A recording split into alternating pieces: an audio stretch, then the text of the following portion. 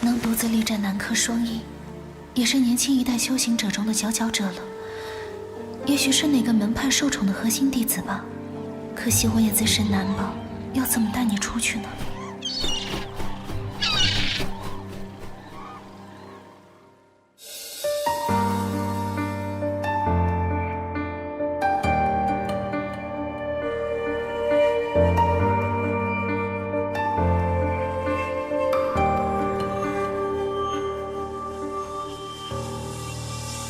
梦中与你共同走过漫草荒径，有从未见过的绝美风景，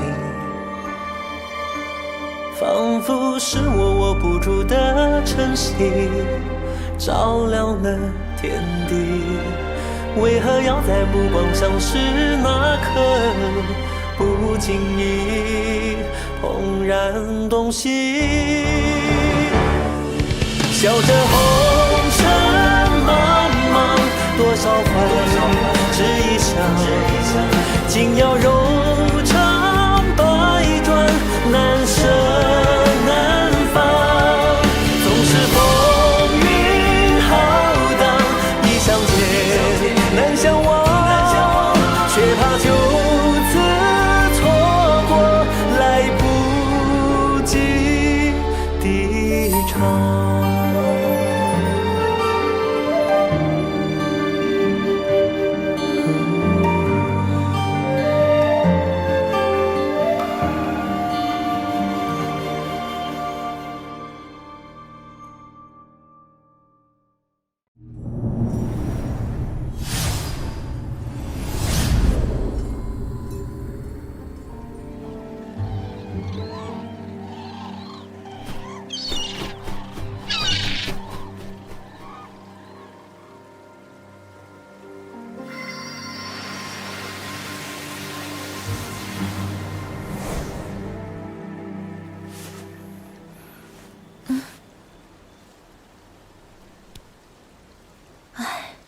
竟能以如此稀薄的真元数量，通过修行进入通幽，应该是个极为勤勉之人。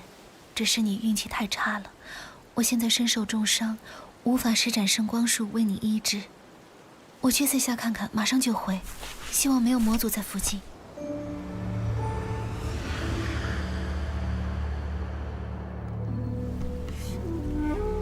密星盘竟然也失效了。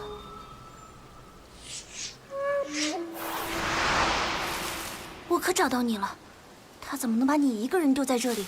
果然是个冷酷虚伪的女人。有人在的时候，他就救你；现在没人看见了，他就把你丢下。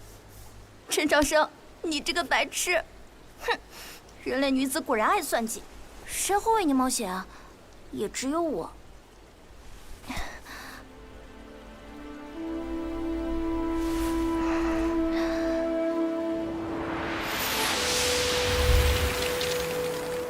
记住，你又欠我一条命。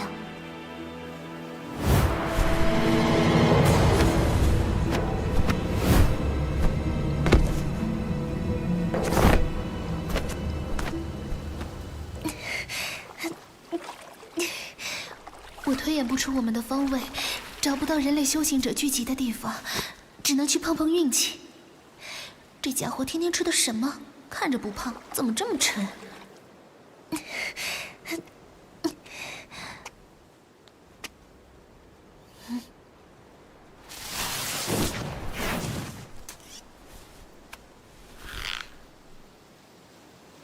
是有。飞迪，请教前辈尊姓大名？魔族已入周原，我们被魔族偷袭所伤。魔族，难怪会生出这么多的古怪。这个人是你的同伴吗？我不认识他，只是看他被魔族攻击，恰好救下。人类修行者正聚集在3处园林里，麻烦前辈去通知一下别的同道，过来接应我们。一道同行便是，我送你们过去，怎能让你们留在此间冒险？潜入周原的魔族高手实力很强，前辈要照顾我们2人，只怕……哎，如果在周原外，说不定要小心些。这在周原里，我倒想会会你说的那些魔族强者。请问前辈您是？我姓白名海，于洛阳宗修行200余年，极少出宗游历，想来你也不知道。原来是洛阳宗的前辈，晚辈秀林族后人，没有宗派。走吧，你受了这么重的伤，不如将这位同道给我。多谢前辈，我伤不重，还可以撑住，所以不用。哼，您没有任何疏漏，完美至极。您也一样。先前隔着100余丈的距离，您完全可以挽弓射我，为何没有？其实您早就看出了我的意图，为什么呢？我自认演得很不错，感觉。可是饶是如此，您也不退走。哦，是为了一个受重伤的修行者？难道这是您的小情人吗？狗嘴里吐不出象牙。现在还不走，这就是来源于对自己血脉天赋的自负吧？既然如此，那就别走了。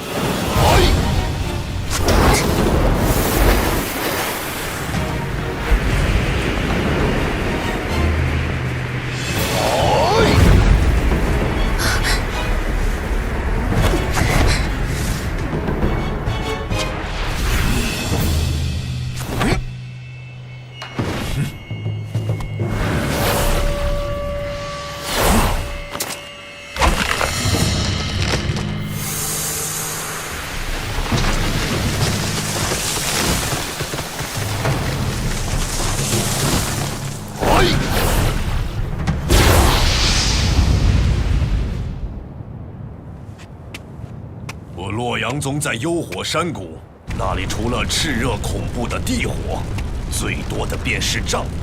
瘴气与地火相生相克，我倒要看看您的这柄长弓能不能顶得住它。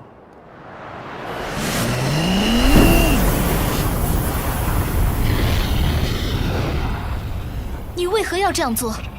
进入周原的所有人都是为了利益，我自然也不例外。你大概是忘了这其中的风险，不怕圣女峰和朝廷的报复吗？这里是周原，外面的人永远不会知道里面发生了什么，何况又有魔族，他们杀您理所当然，谁又能想到我呢？哈哈哈哈哈！你一直都知道我是谁。是的，昨夜我在沐浴下面看到了您展开的火翼，天女大人。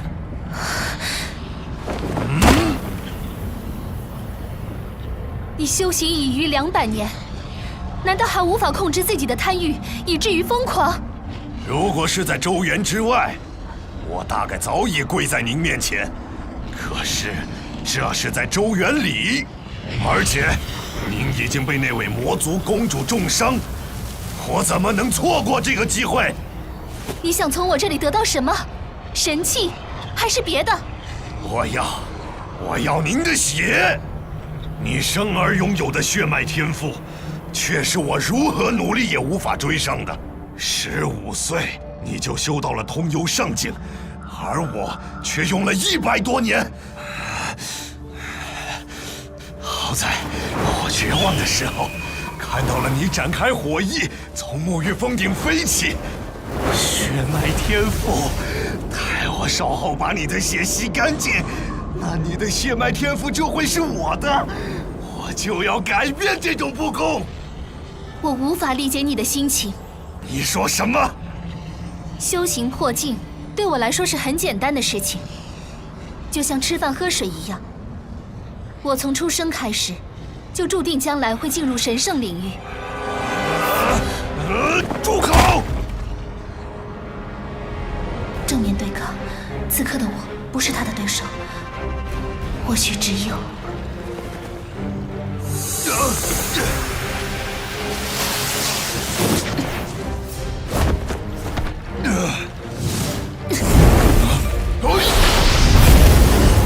这便是凤火吗？想若是在你全盛之时，老夫定是敌不过。但是现在你真元枯竭，还带着一个半死不活的拖油瓶，你太小看老夫了！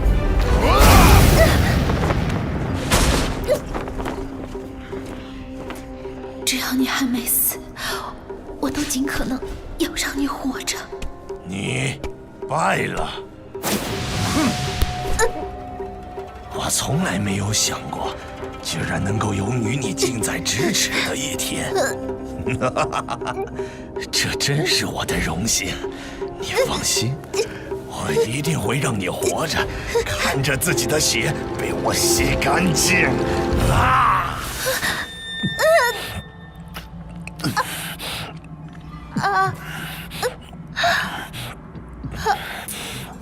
天凤真血是你想要就能要的吗？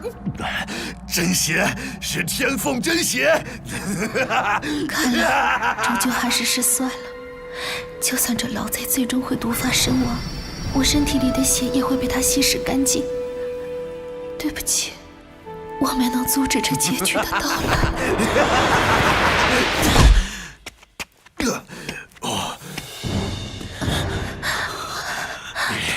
碍事的家伙，小心！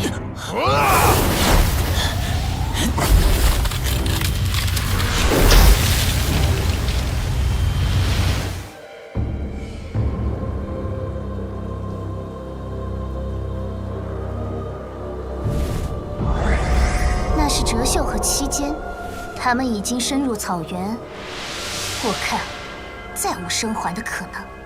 少男少女被一众妖兽撕碎，死相也是凄惨。有骊山内鬼相助，破七率不同凡响。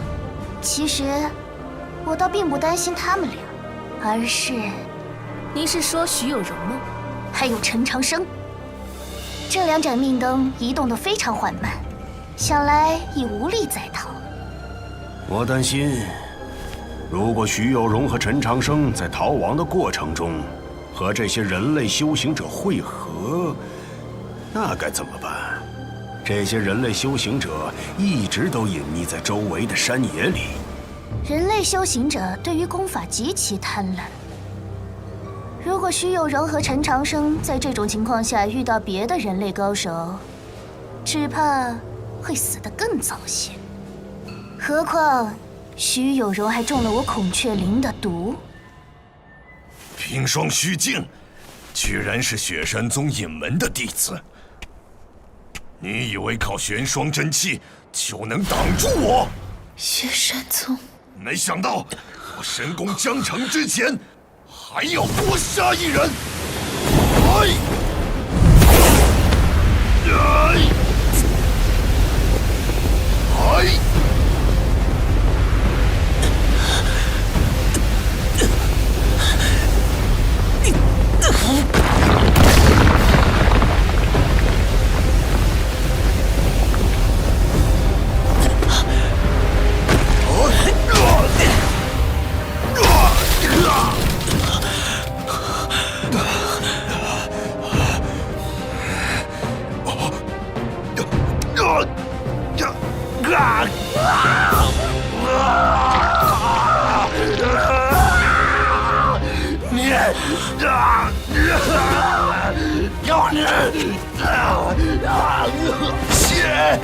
血里有毒。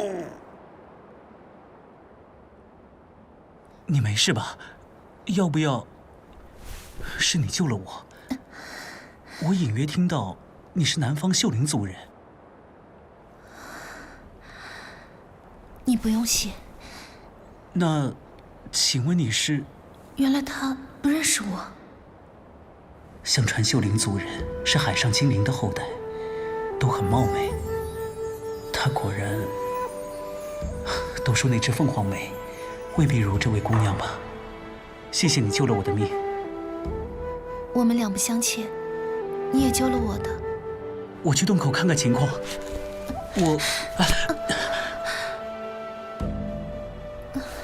你还能走吗？可以。很好，那你带着我走，不准丢下我。刚刚你没有丢下我，我自然也不会。我流了很多血，很虚弱，还有刚才那些，我觉得很恶心，所以我可能要。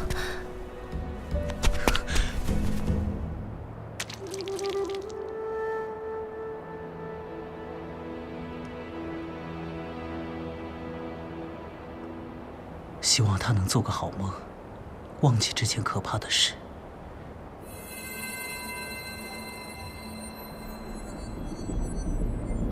是你，黑龙前辈，谢谢你救了我。如果不是你，我也许早已丧命了。也谢谢你，虽然我不知道昨夜发生了什么事情，但如果没有你，我大概也……放心吧，我一定会好好的把你带出周原的。但是，要怎么带呢？现在还胡思乱想什么呀？对不住了，姑娘。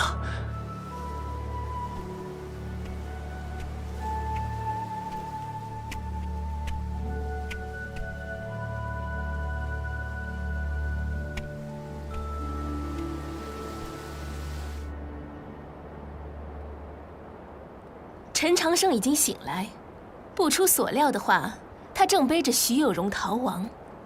难以置信，他们居然还有战斗力。但他伤势没有痊愈，脚步显然不是很快。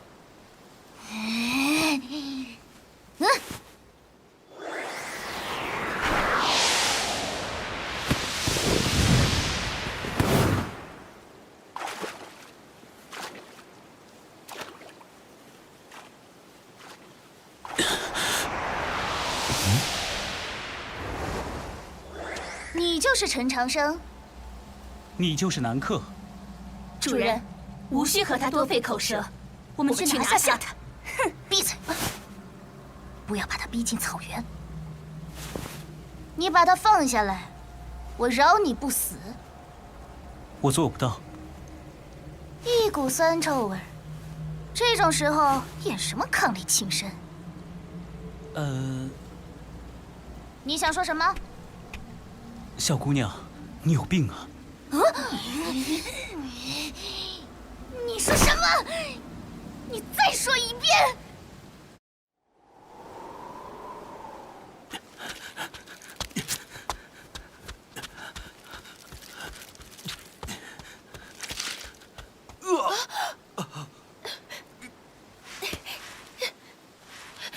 你快把我放下，他们在吸你的血。我们前面有一条。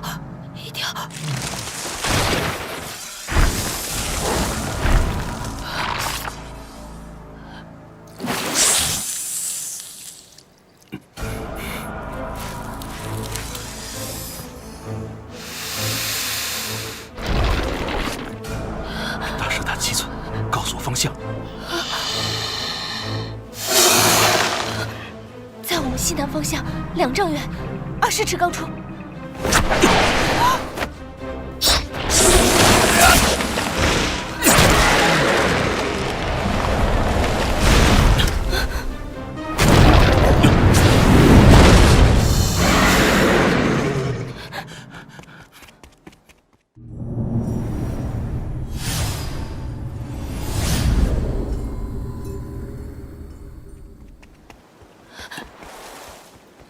你跑得好快！这片草原里有妖兽，各种各样的比树还高的蛇，长角的怪狼，会吃人的怪牛，名字我都记不得了。小时候爹就跟我说过。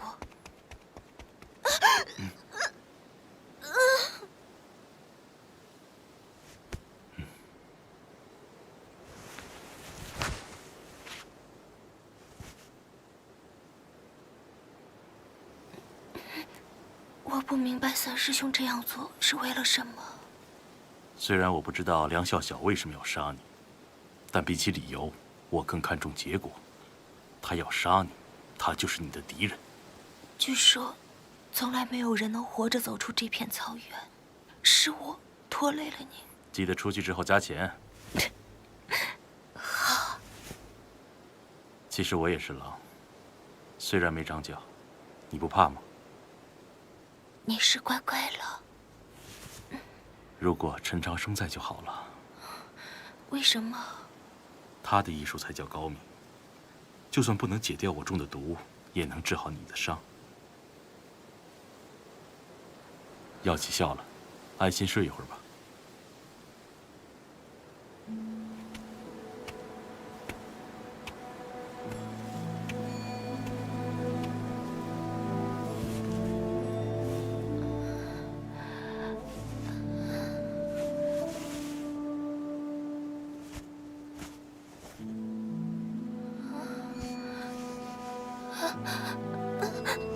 不要！别动，我帮你换药，很快。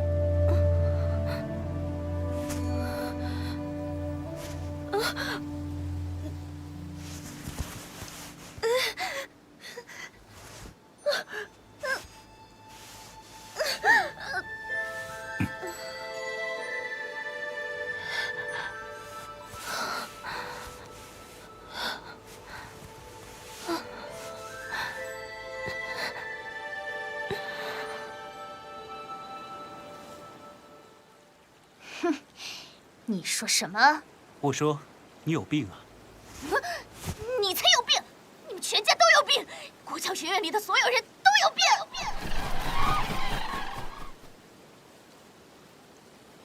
明明是你刚才要问我，又何必如此动怒呢？我不知道你在说什么。你的血脉有问题，如果不尽快治疗，将来你体内的神魂第二次苏醒之后，可能会出现反噬的现象。就算能够保住性命，也可能会变成一个痴呆。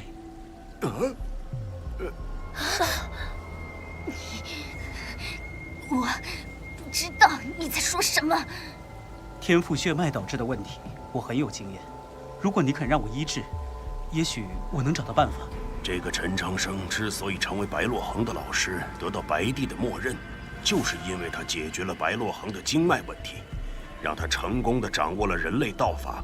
那个哲秀也因此赴京都找他求医。如果我真的有些不适，你替我治好，我让你离开。我要带他一起走。你没资格跟我谈条件。等我带着他一起离开周原之后，我一定替你诊治。凭什么相信你？我自然会遵守承诺。你继承了孔雀的神魂和血脉，自身的天赋悟性又极强，他的神魂便在你的身体里苏醒，并不断成长，远远超过了你身体的成熟程度，二者之间无法同步同调，渐生冲突。那又怎么样？神魂居于识海，但你体内的大明王之魂是第二魂，所以居住在这里。在医书上，这里叫做松果。孔雀的神魂苏醒，不断成熟，所以导致你的松果越来越大，而你身体的成长却跟不上。所以可以很清楚地看出，你的眉眼要比正常人，或者说要比魔族更宽一些。简单说，你是斗鸡眼。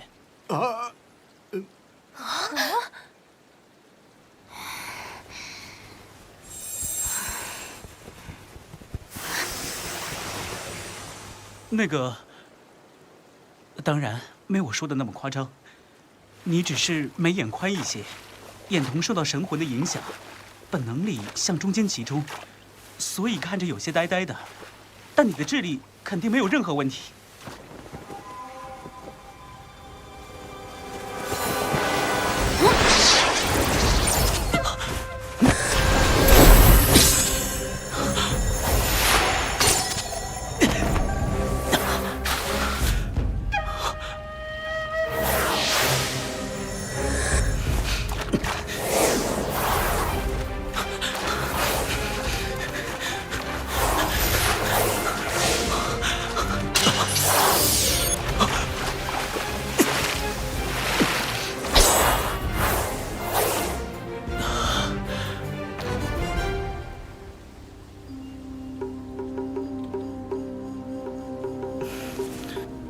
明明个子不高，怎么比想象中要重啊？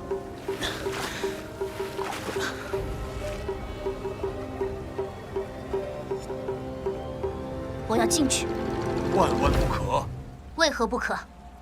从周原开启至今，从来没有谁能够走出这片草原。那是别人，不是我。这片草原不曾对任何一个高手网开一面。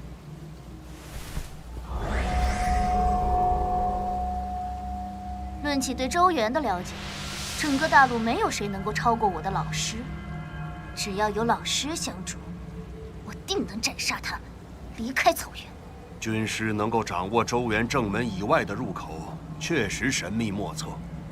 只不过，徐有容等已经全部被赶进了草原，他们不可能再活着出来。不要忘记，徐有容和陈长生在一起，他们一个是天凤转世，另一个只用1年时间，便从不会修行达到通幽上境。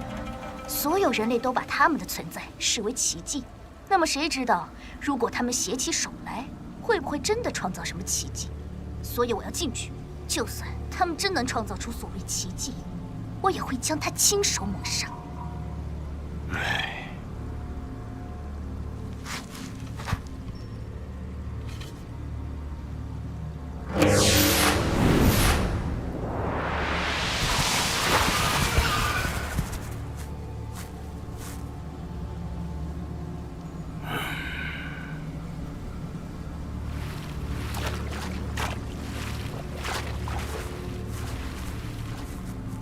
尤其是陈长生，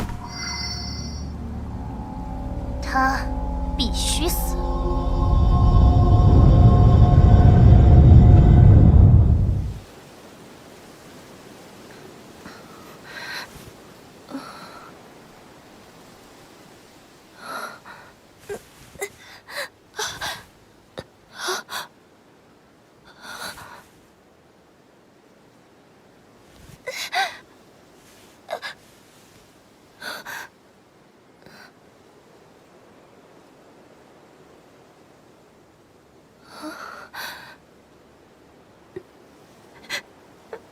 你怎么能不经人同意就把人衣服给脱了呢？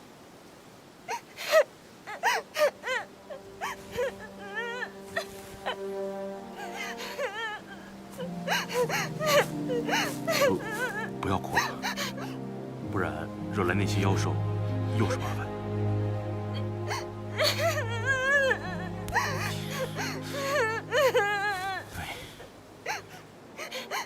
你知道，我刚刚其实什么都看不到。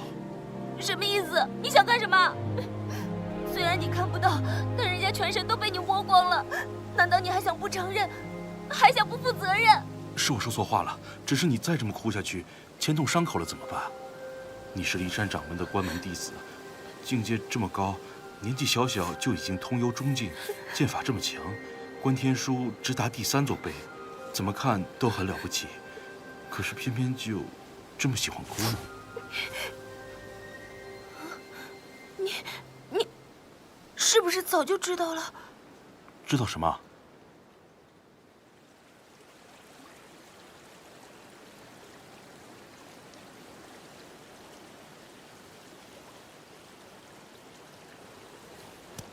这位姑娘的经脉竟是空荡荡的，几乎没有残留任何真元。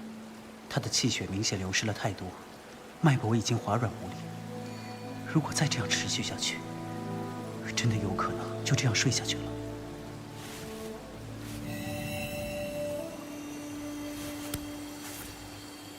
希望能帮你延续一些时间。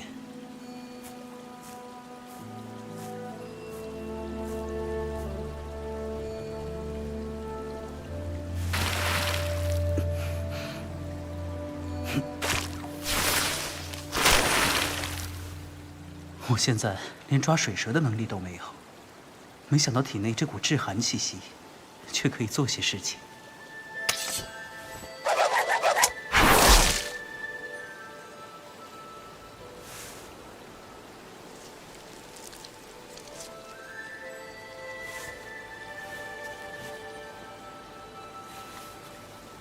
陌生的姑娘，你救下了我，我也不会丢下你。但愿你能扛过来。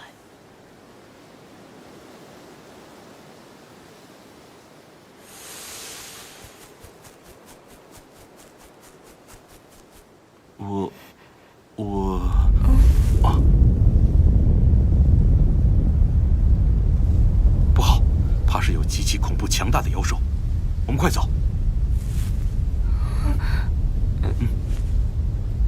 我们先走好不好？等出去了，你再骂我。你这个样子真难看。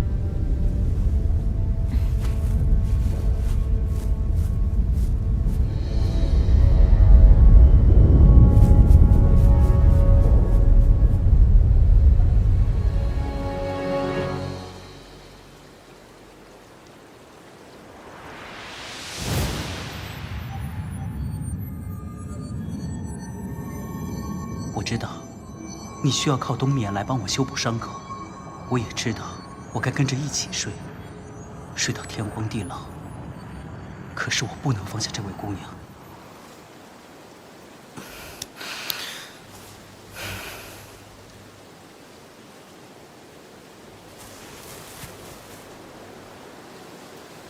好像有点温度了，不知道哲秀他们怎么样了。就要入夜了，该快点找到逃出去的办法。这片草原其实暗藏杀机，到底该怎么做呢？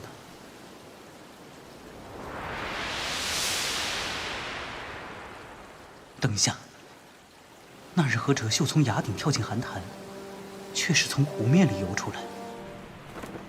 之后，我为了避开南柯双翼的追杀，向湖底缠去，最后却是跳进了夜空里。位置是相对的，也是相反的。周原这个世界难道不是一个平面，而是两个相对的位面组合在一起？而我是因为追寻着剑意，才能在两个世界的通道里穿梭。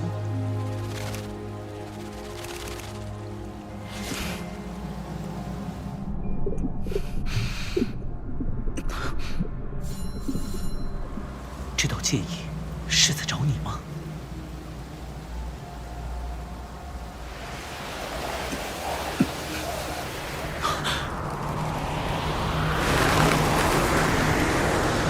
还是说，你就是用来寻找这道剑意的？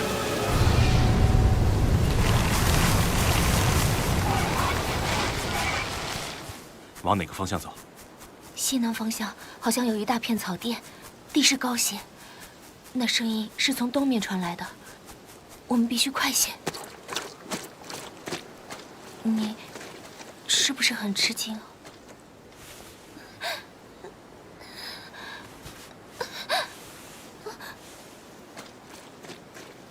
是。你有什么想法？那你觉得我是男子好还是女子好？啊？女子好。女子在一起本来就是好字。我们已经到了草甸，绕开兽巢，但愿安全了。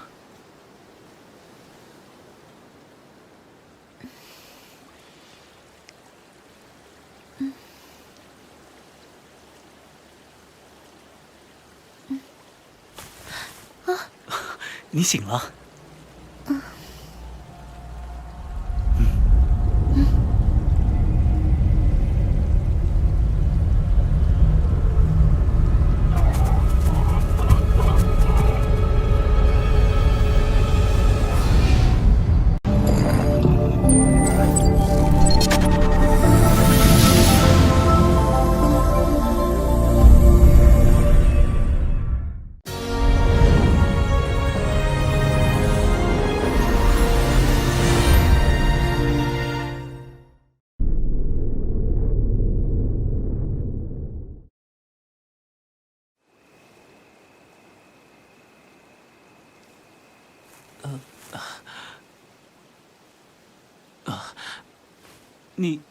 你醒了？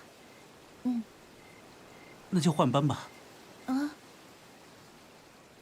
你睡了这么长时间，该我睡会儿了。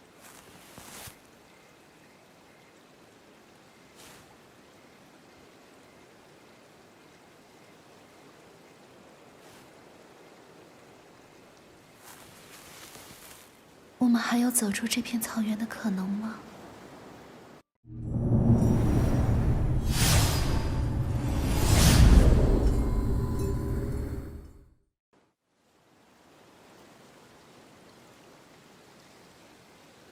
南柯在我身体里种下了剧毒，现在真元消耗过去倒不可怕，要紧的是我的血快要流尽了。想来他是想用这蛇血救我。你果真不是一个会抛弃同伴的人。脉搏迟缓，当稳定，并无性命之虞。应是体内那道至纯至阴的寒意加持。大陆果然藏龙卧虎，雪山宗不复当年盛景，但依然不可小觑。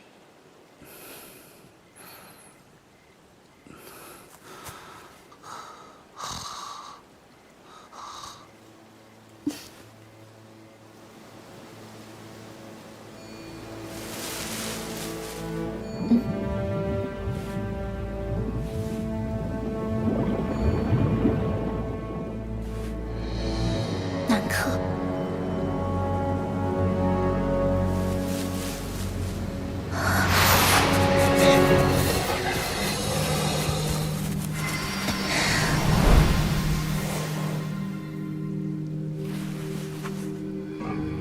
我周伤未愈，草原也分辨不清方向，此时飞走万般艰难，何况还要带上他。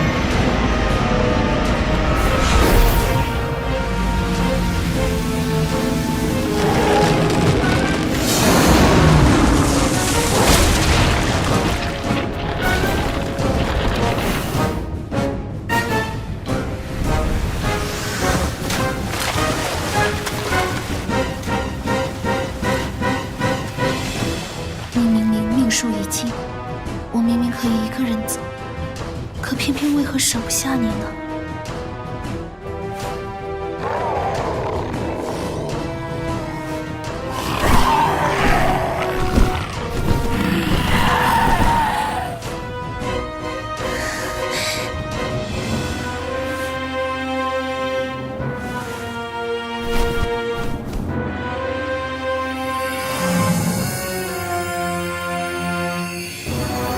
除了蛟蛇和妖鹫，这片日不落草原里肯定还有更强大的妖兽，但我等不到那个时候，就是现在。凤凰万羽！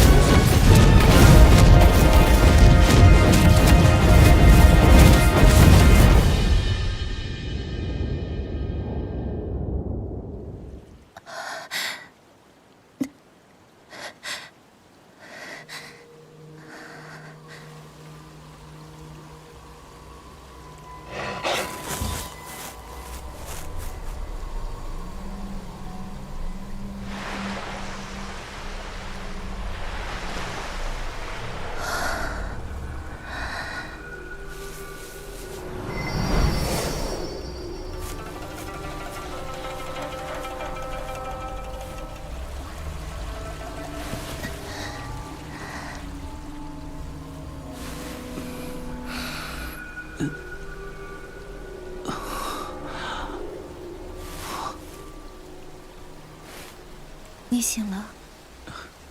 是我醒了。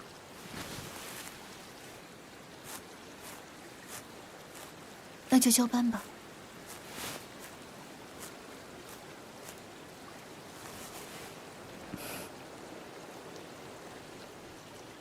情盖如故，也许便是这般感觉吧。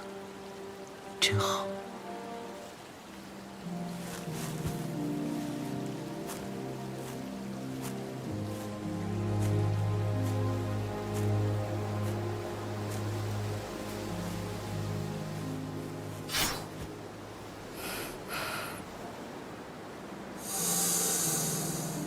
这场战斗里，他到底拉了多少次弓，射了多少次箭？他是怎么撑下来的？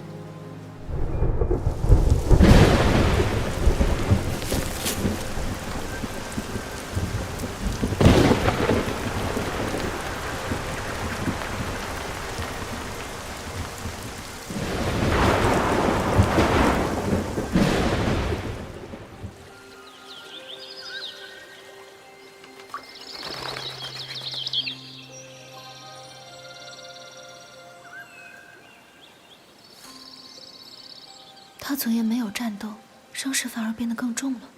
他是……你对这片草原有什么了解？没有人了解这片草原。如果不介意的话，让我来决定方向，可以吗？你知道该去哪里？我有一个大概的方向。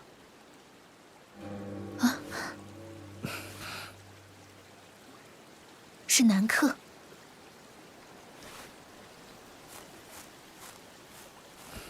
如果你不介意的话，你的脸白得像雪一样，我如何能不介意？你也好不到哪里去，脸白得像草上的霜。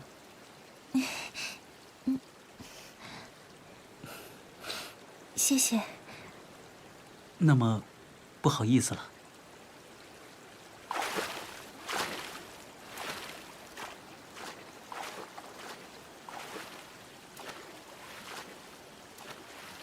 我们究竟要去哪里？去剑池。如果周原里真有剑池，却一直没有被人找到，那么很明显，剑池最有可能在这片没人能走出来的草原里。我也是这么想的。可我不明白，你是如何能确定？也不知道为什么，我就是很愿意相信你。抓紧我。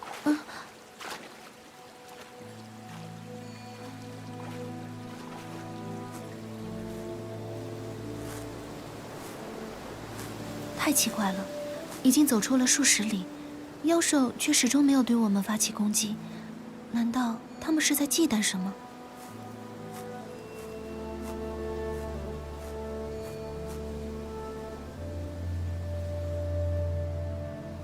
不知道这条百草铺成的道路通往何处，是否隐藏着危险？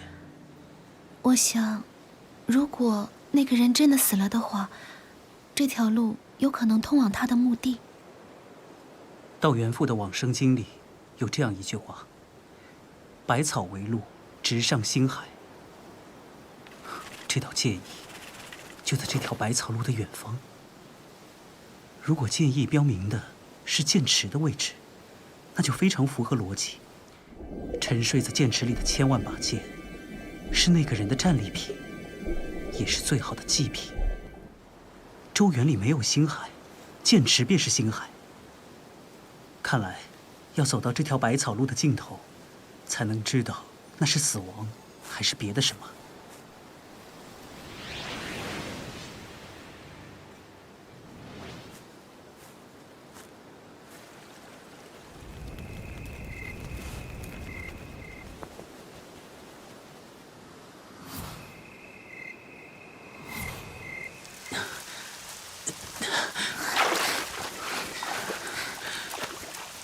雨势太猛，只凭一把伞无法遮蔽。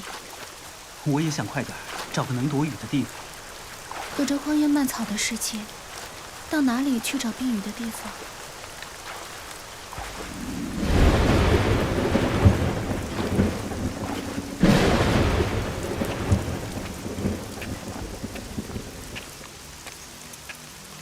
这是一座寺庙。百草为路，直通星海，千里一寺。不是所有的墓都能称为陵。千年以来，除了大周王朝的前后3任皇帝，只有一个人敢把自己的坟墓称为陵，以此为规制修建。如此说来，这就是传说中的出寺庙了。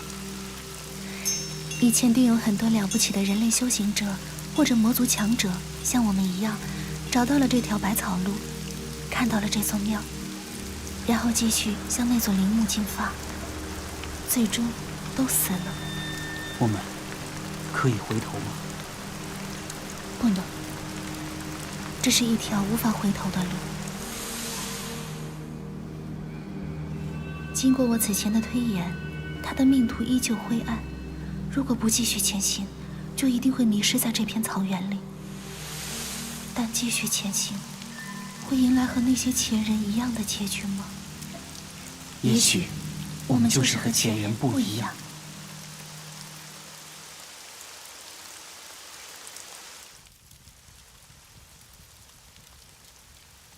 可以吃了。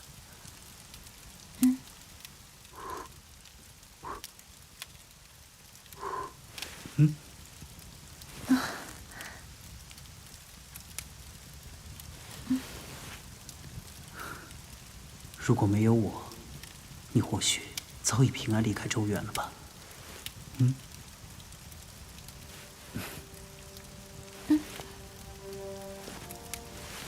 如果离开了周原，我们还能见到吧？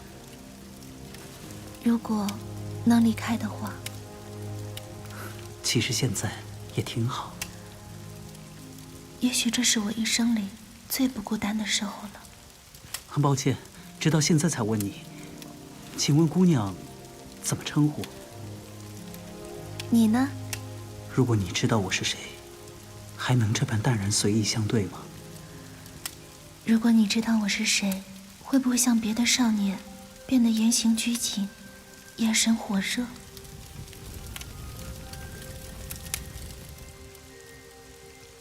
可是，我不想你知道我的婚约。雪山宗，徐生。秀灵族，陈初见。人生若只如初见，好听，声音好听，名字也好听。你现在知道我的名字了，那接下来该做些什么？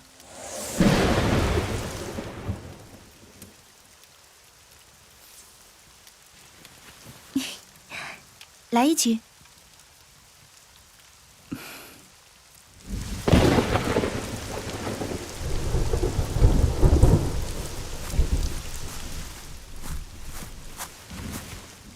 喝。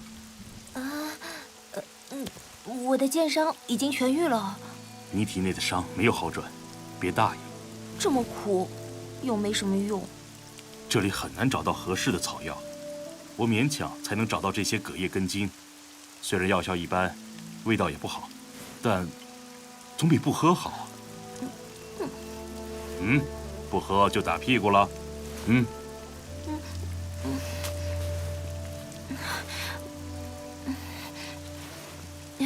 今天的汤药有些甜丝丝的。那再来一碗。不了。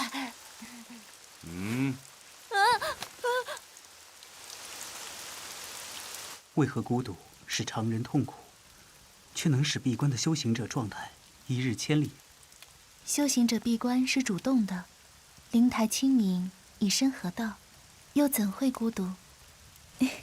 初见姑娘的修行学识素养之高，在我所见的同龄人中，就只有苟寒石和愚人师兄能一较高低。听姑娘一席话，胜读道藏3000。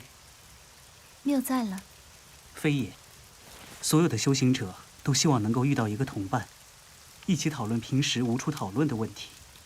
这就像是背后挠不到的某个地方，养了很多年，忽然有人替你挠了挠，如何能不舒服呢？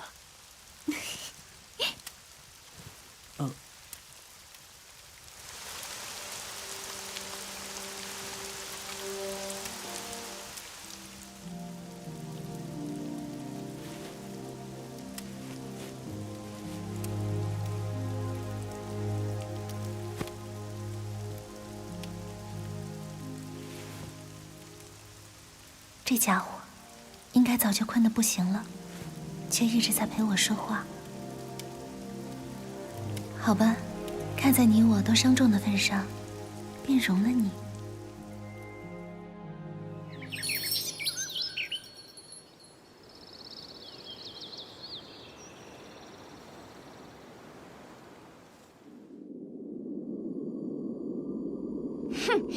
好一对奸夫淫妇！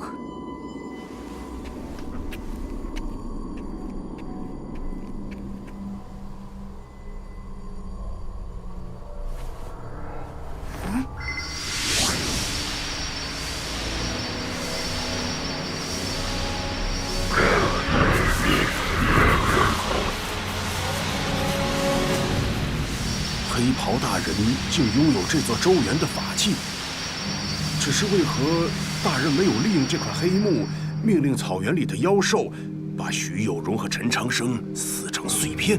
我可以用魂木把他们杀死，但想要走进那个人的陵墓，我没有把握。他们可能知道墓地的方向、剑池的位置，我当然不能让他们死。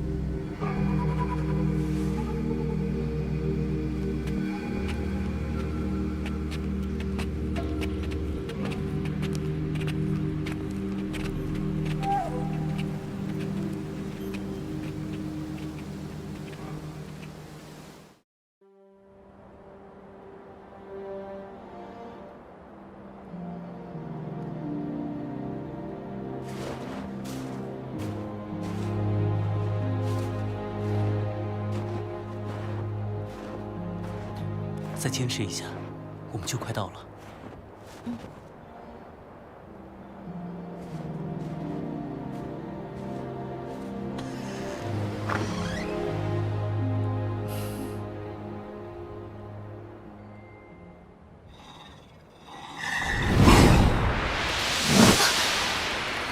小心！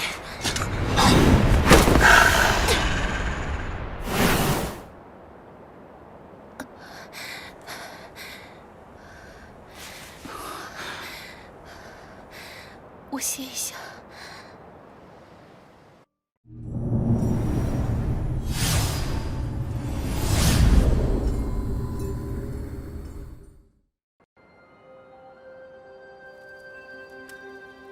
以后不要那么逞强了。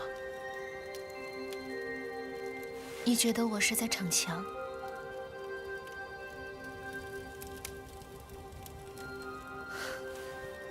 无所谓，逞强这个词，我从小听了无数遍，早已习惯。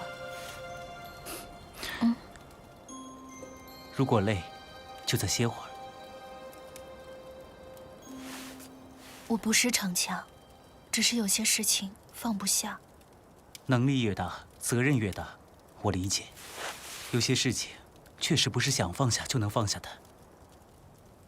可我终究不能每件事都擅长，我只会修行。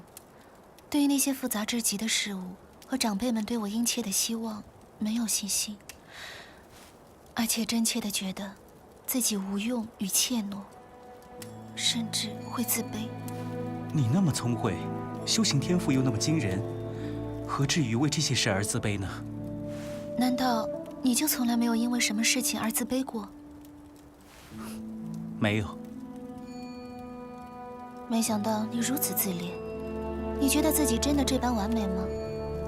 世间根本没有完美的人，哪怕是苟寒氏嘴里那位神龙转世的大师兄，也不能算吧。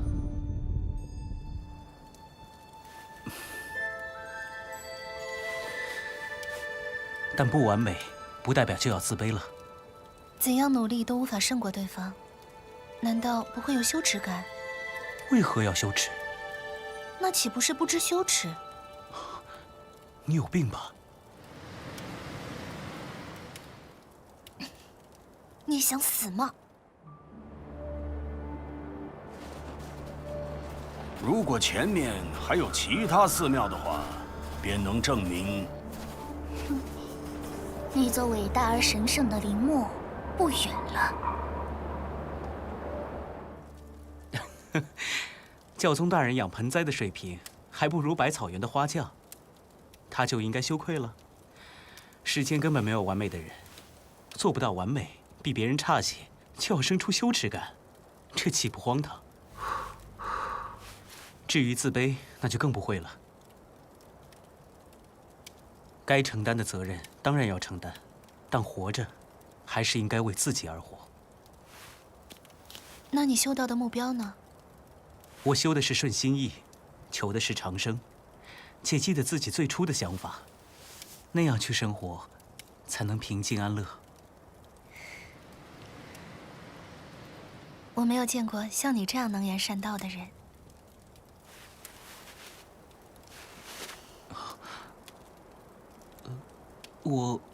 我就是随便瞎说。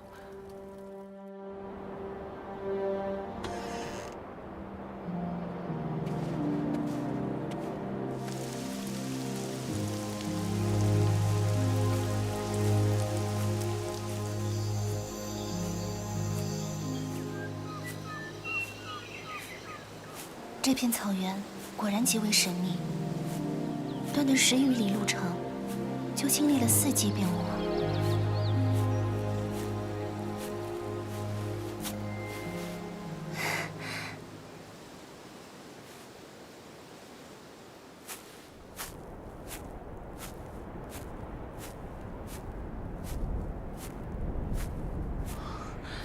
我明白你说的话了，我明白了。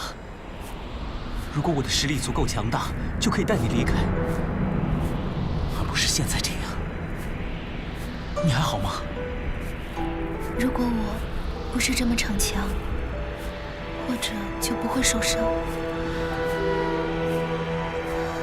我大概很难离开这里了，徐生。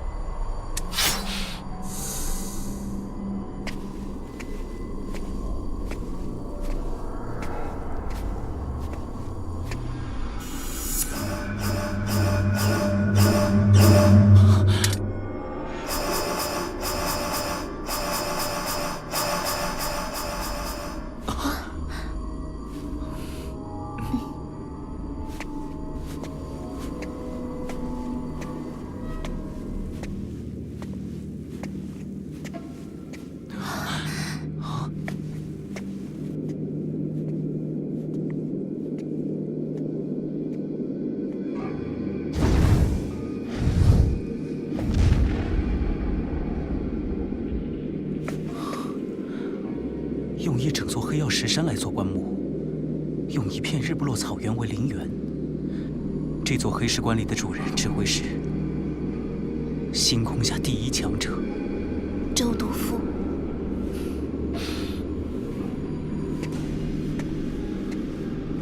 他是一个传奇。你见到他的棺椁竟这般淡然。我们没有时间去复古追昔了。难道你不明白，你的时间不多了？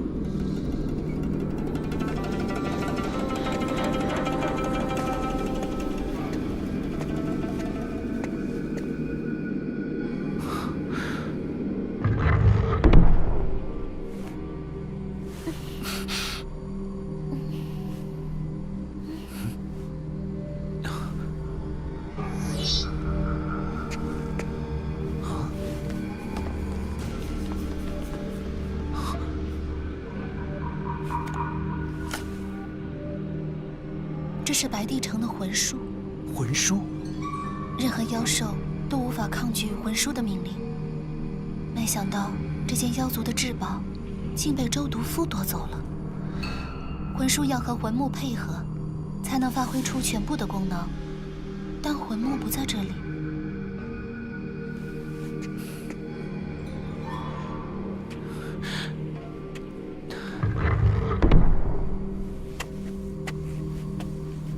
你在找东西？这里有什么是你一定要得到的吗？这是第9件实事了。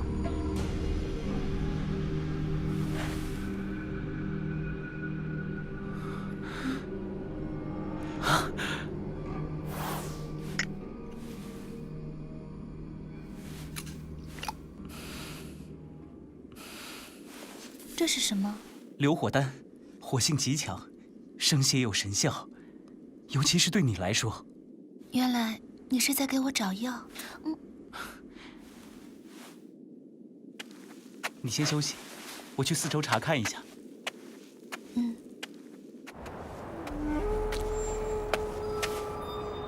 剑意在这陵墓前消失了，难道意味着剑池就在这座陵墓附近？剑池不会主动消失，可能是藏起来了，被这座陵墓。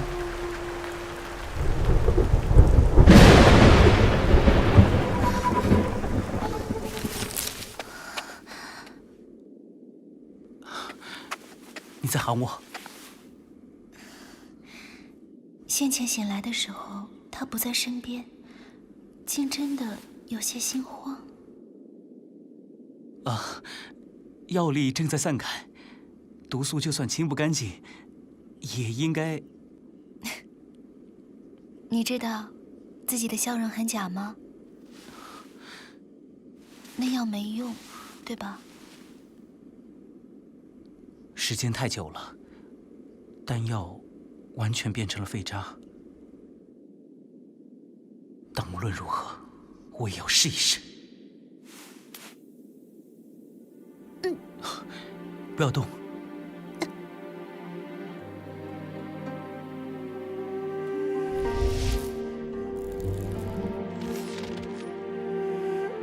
金针推血可以激发人类的生命力与血脉，但他的血脉已经完全枯竭了。抱歉，我这个病人太不争气。你的精血已竭，除了补血，没有别的办法。前些天我试过用蛇血，但你的血脉有些特殊，妖兽的血对你没有意义。看来我会死了。不，你不会死，你不会死的。我的死不需要你承担任何责任。你不会死，我不想你死。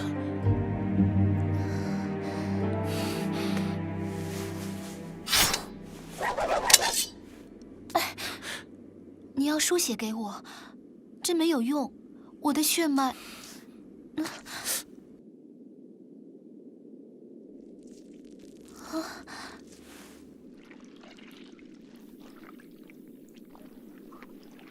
这是什么香气？这是什么血？他究竟是什么人？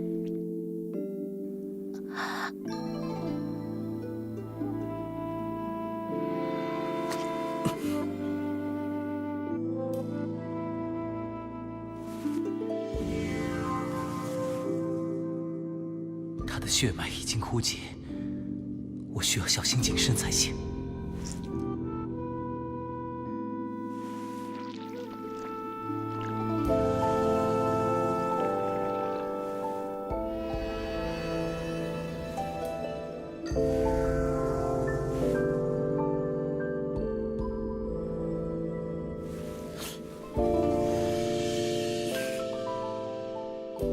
如果让世人发现你血的异样，你会死。不能流血，不能让自己的血被人闻到，切记。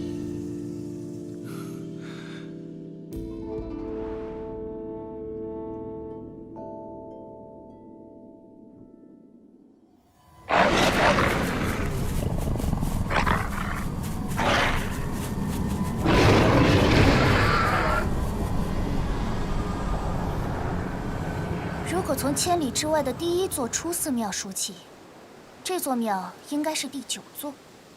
这也就意味着，距离周毒夫的陵墓只有200里了。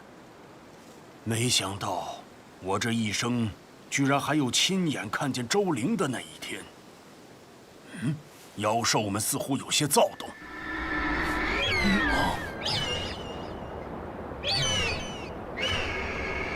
连他都疯了，究竟发生了什么事？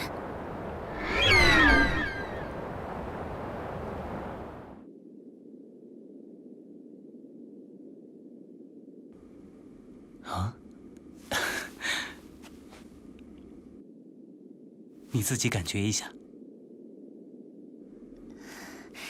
血脉真的不像之前那般枯竭了，我身体里流淌着你的血，为什么却像自己的血一样，没有分别？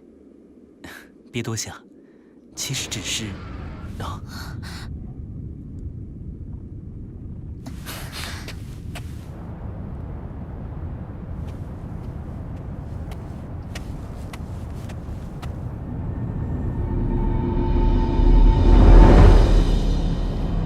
妖兽潮，我们必须离开。妖兽潮可能受了魔族指挥，正向着陵墓来。应该是魂木。它既然可以预示妖兽，那么完全可以让妖兽带路，何必还要跟踪我们呢？南柯禁止那些妖兽攻击我们，是想通过跟踪我们找到周毒夫的陵墓。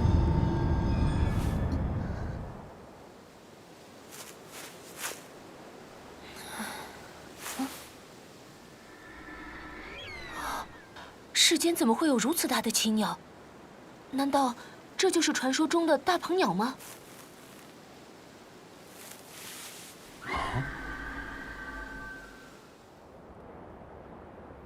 我不想死在别人的坟墓里。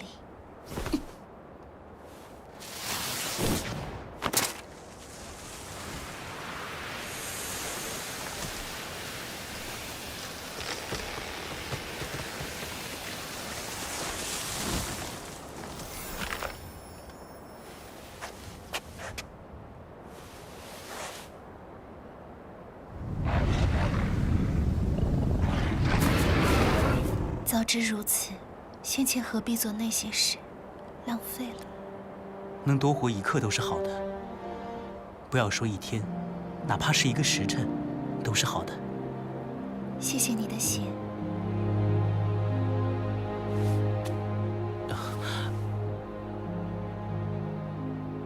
我知道你在想什么，我的血有问题。闻到我血味道的人或者别的生灵，都想把我吃掉。没有谁能抗拒这种诱惑。我没有这种想法。是我师兄说的，我相信他。你有师兄？我还有师父、朋友。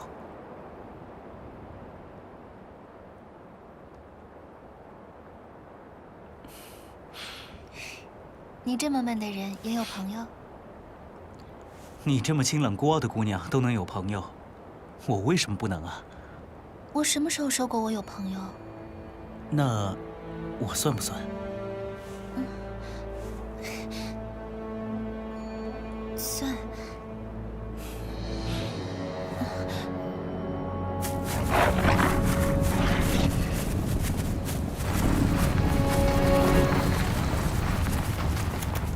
兽潮什么时候会到周陵？应该末世左右。如此说来，这就是我们最后的一天了。是最后一个白天。师兄说过，如果努力到最后，发现还是无法改变命运，那么只好享受命运带给你的一切了。说起来，我也有位师兄。你说，世界上没有完美的人，但他，是我平生见过最接近完美的人，而且对我很好。所以，你喜欢他？那他喜欢你？既然是完美的，又喜欢你，为何不接受呢？师兄什么都好，可就是没有办法动心。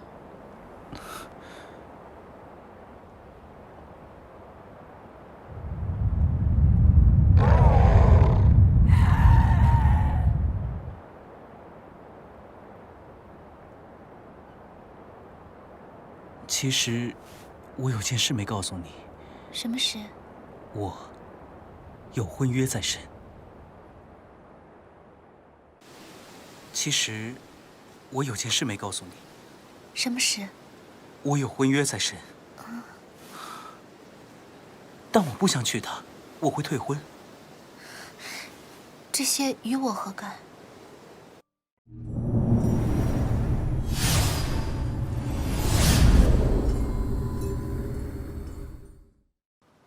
奇怪，我怎么会拿陈长生和徐生比？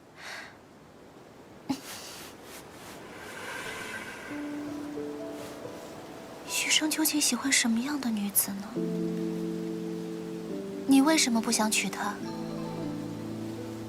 我的未婚妻非常出名，她很骄傲，倒不是说她趾高气扬、爱发号施令，而是她习惯了故作清高，用居高临下的态度处理所有事情，包括对我。你的意思是，她瞧不起你？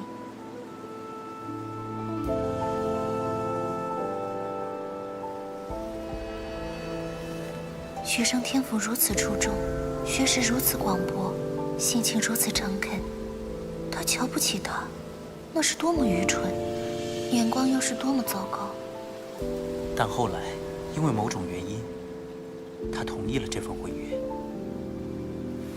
其实我很清楚他的想法，不过是想利用我罢了。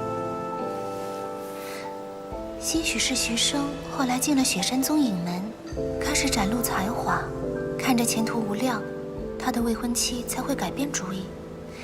这种女子，不要也罢，退婚是最好的选择。是的，尤其是现在，我更觉得退婚是对的。其实，我也有婚约在身。啊？是吗？可是我不想嫁给他，而且肯定不会嫁给他。你傻笑什么？你那位未婚夫是个什么样的人呢？很小的时候我和他就认识，我记得很清楚。那时候，他是个很讨人厌的小孩。小男孩都很让人讨厌的。谁在说我坏话呀？反正因为某件事，我决定不再理他。没想到，几年后他又缠了过来。这门婚事是长辈指婚，所以很难简单的退婚。既然已经过去了好几年，难道你的未婚夫就没有变得好些？没有，那家伙的性情一点都没改变，甚至变得更加恶劣。不得不承认，那家伙确实有优秀的地方，但他又有很多让人根本无法接受的缺点。他表面上看起来不理世事、善良老实，实际上心机深刻、长袖善舞。行事虚伪，确实不好。何止如此，此人还趋炎附势，也不知用什么手段，居然讨好了一位贵人。此中细节，我不便多说什么。这种男人，确实要不得。最可恨的是，他喜欢拈花惹草，而且他找的都是些不懂事的小姑娘。真是个无耻败类！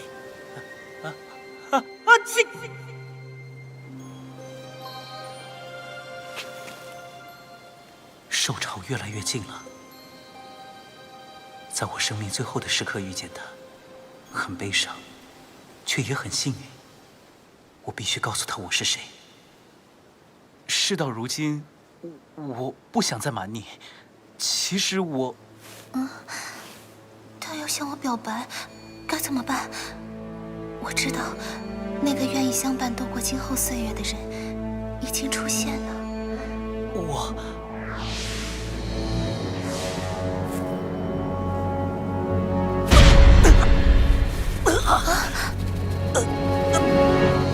你怎么了？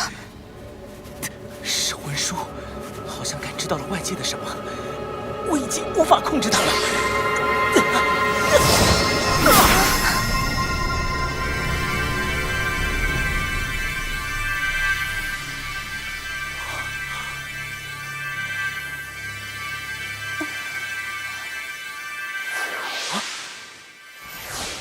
魂书是要去哪儿？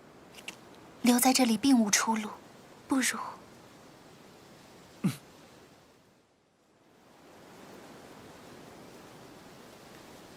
肯定有别的人类修行者进来了，那道阴影说不定是魔族的阴谋。我们要不要过去帮忙？不要。不管是不是阴谋，都与我们无关。目前最重要的是你的伤很重，再不想办法，很快就会死。我闻到了味道，这附近应该有几株醉酸枝。那是什么？一种野草，妖兽或战马误食之后会昏迷不醒。你准备给谁吃？当然是你。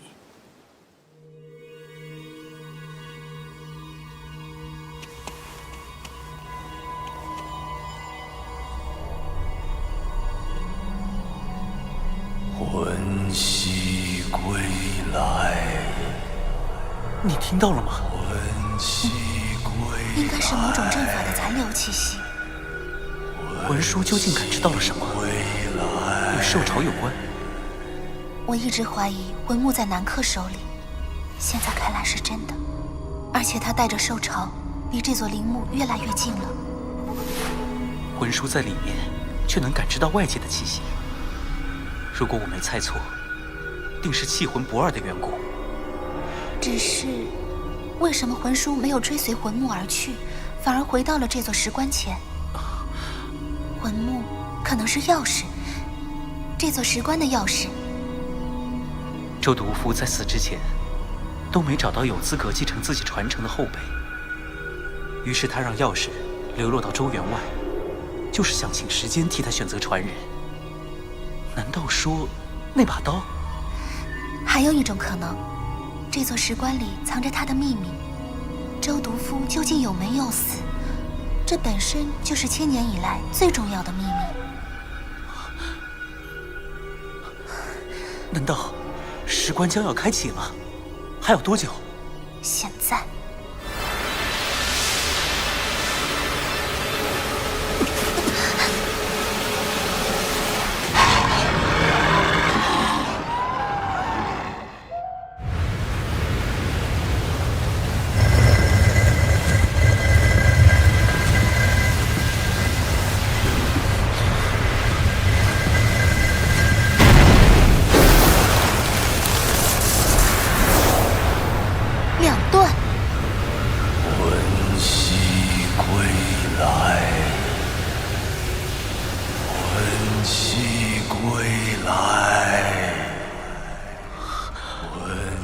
我有一种强烈的感觉，如果周独夫真的没死，那么周园里的所有人都会死，甚至整个大陆都会迎来一场血雨腥风。我想上去看看。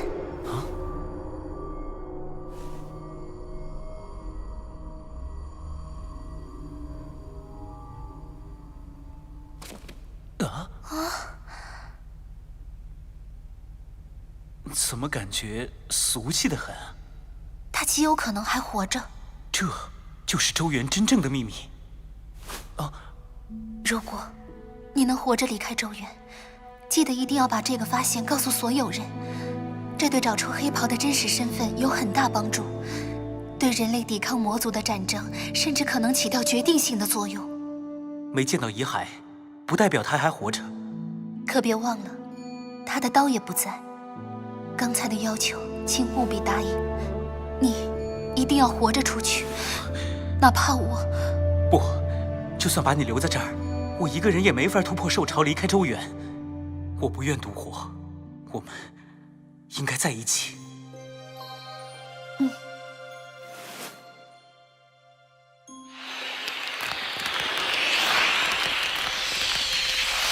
这些不能留给他们。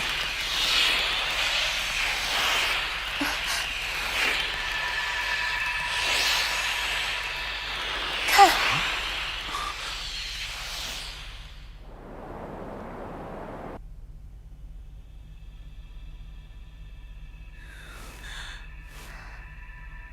是功法秘籍。这刀法和那把刀的名字一样，两断。2段刀诀，原来传闻是真的。文字看似浅显易懂，但讲述的道理却极深奥，真是一篇别出心裁的大好文章。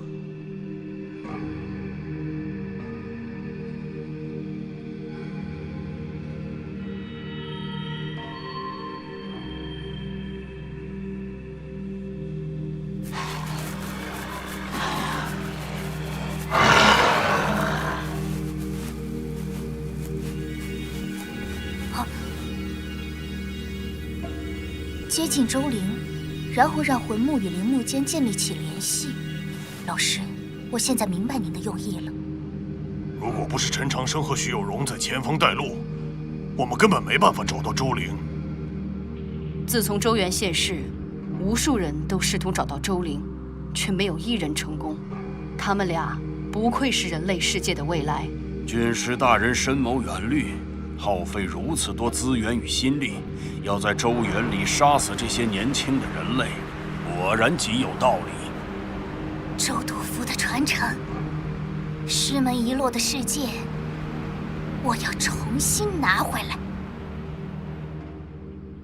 没想到，这看似简单的第一道，竟已让我们消磨了无数心神。不如先全部背下来，争取时间。分头背。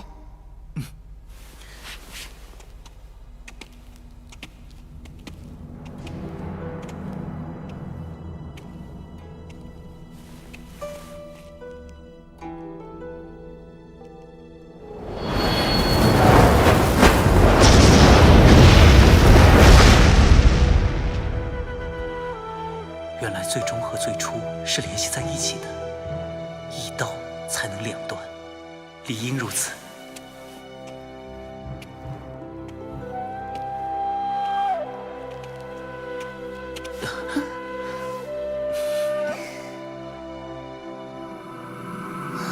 这些图案和文字正在消失。好在都记住了。出去之后，我们把那些刀法抄录下来，便是完整的。我们一起练。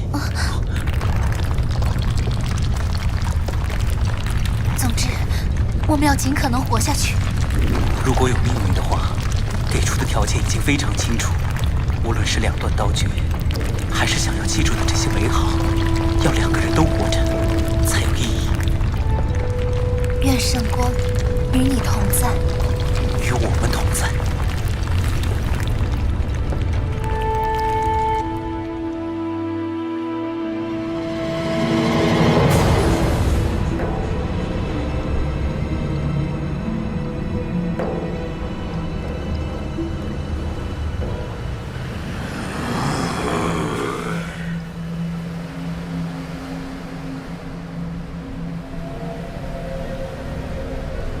看吧，你女儿的性命只悬于这一线灯火之上，她逃不了的，兄弟。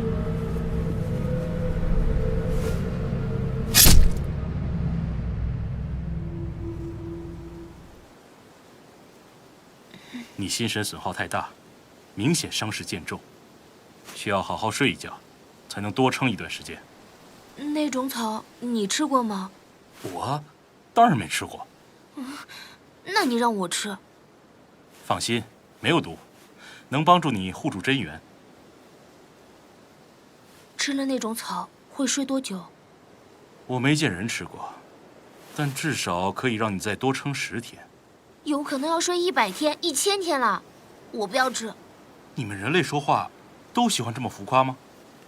反正我不要吃。吃下这个是为了你好，必须听我的。除了他，还有更多的人会死在周原。要做成一件事，总需要付出一些代价。如果不吃，就打屁股。不吃，就是不吃。今天这是怎么了？居然连打屁股都不怕了。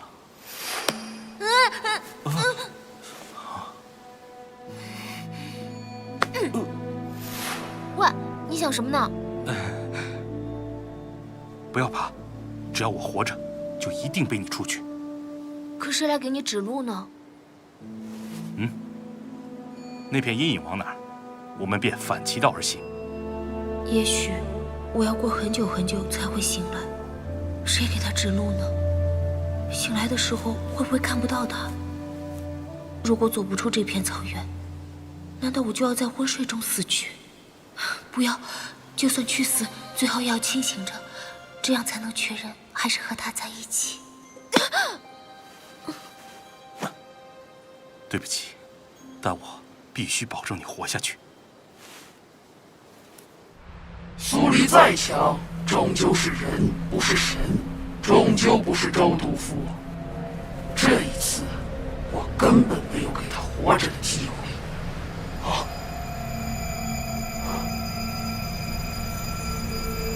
周元之诀已有变数，看来最宝贵的事物就要重见天日。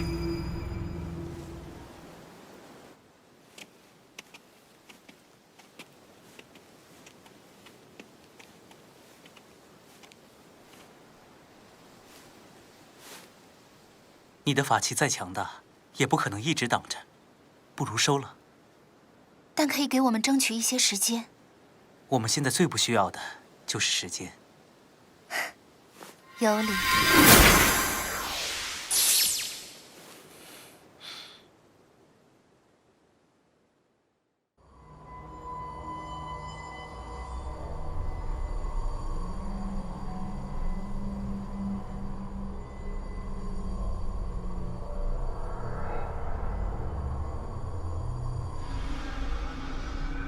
现在看来，你我只能凭天命了。我不相信命运可以改变所有事。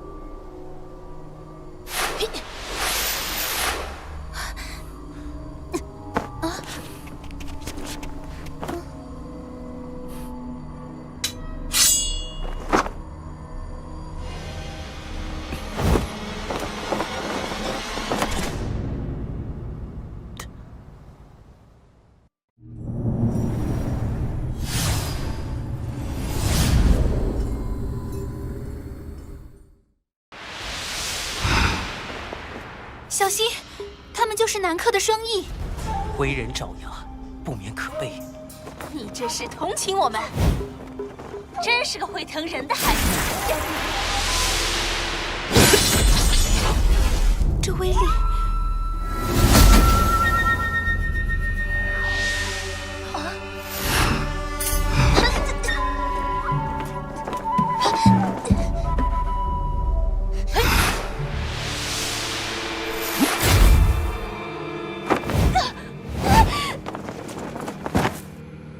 徐有容竟然还活着，不过明显已经虚弱不堪，早晚得死。倒是这个陈长生，不但伤势自愈，剑意和战斗力皆有提升，真是可恶。我不想让这座神圣的陵墓被这些妖兽弄得一塌糊涂，不然你们现在就得死。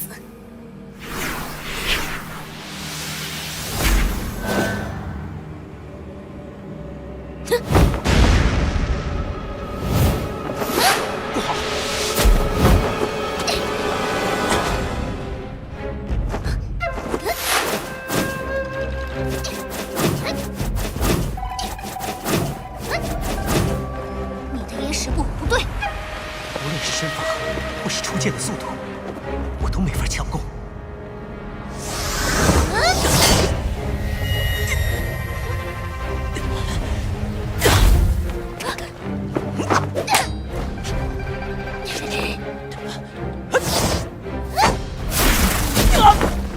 但只是防守的话，这浑厚的真元数量和力量，我一时也敌不过。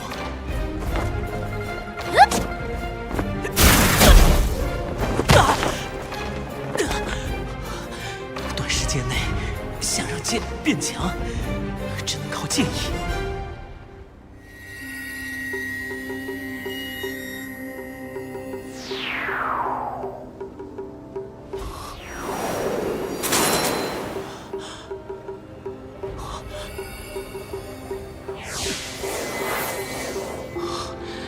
这道剑意一直在等待着我，我为他穿过草原来到这座陵墓，此时此刻。需要的就是它。这道剑意竟然控制了我的短剑。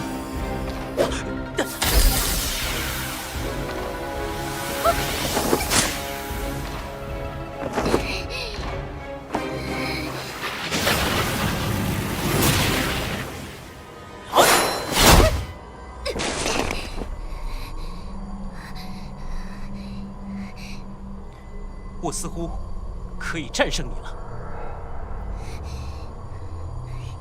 这不是你的剑意，它从何而来？你应该猜到了。剑池。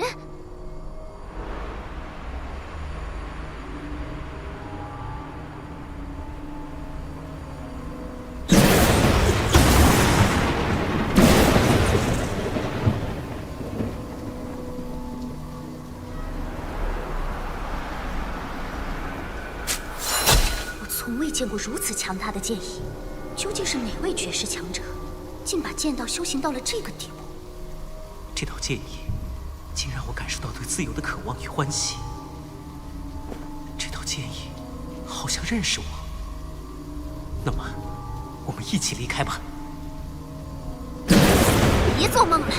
以你现在的境界，根本无法领悟这种剑意，凭什么能战胜我？还奢望靠这道剑意离开周原？哪怕这道剑意我比不上，仅靠剑势和力量，我就能压倒你。用伞！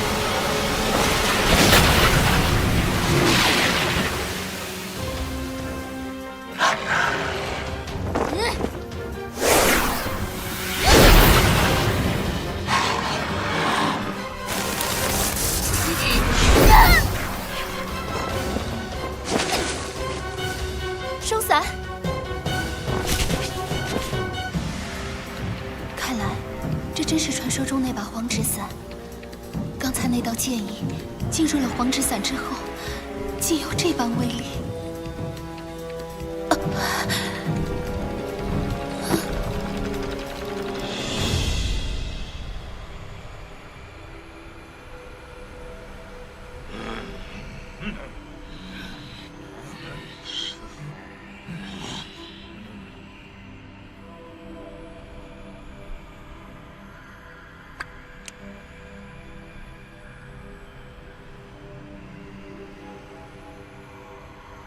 你虽叫苏黎，但今天你无法离去。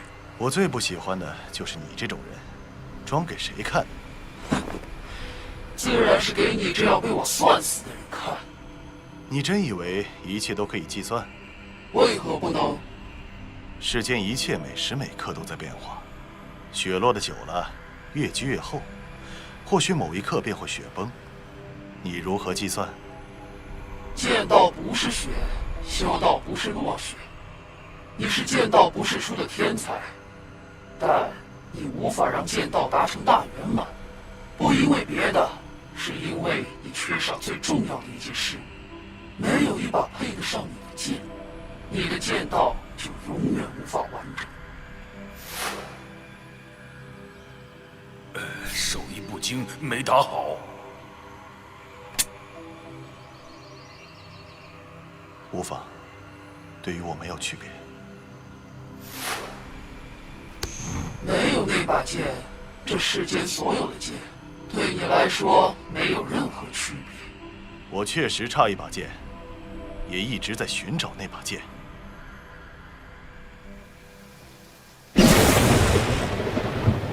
剑意强大又如何？你不懂剑法，只凭剑意，能撑多久？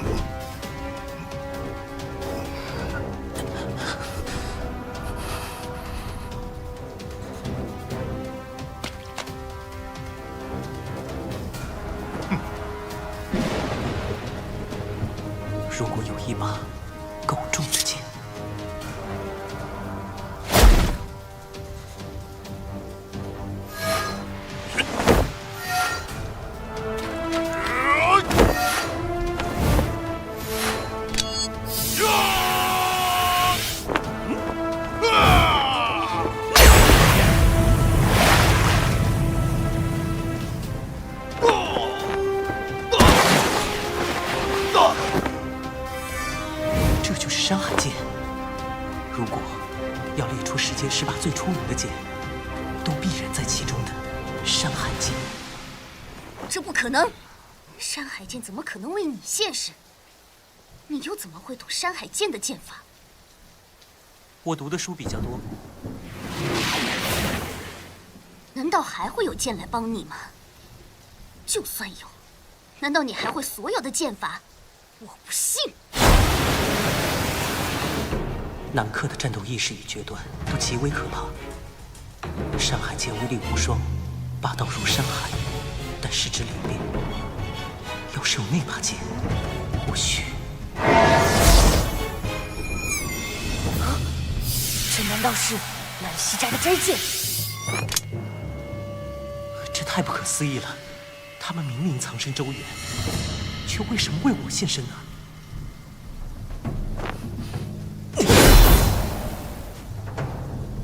剑池要现世了吗？留你不得！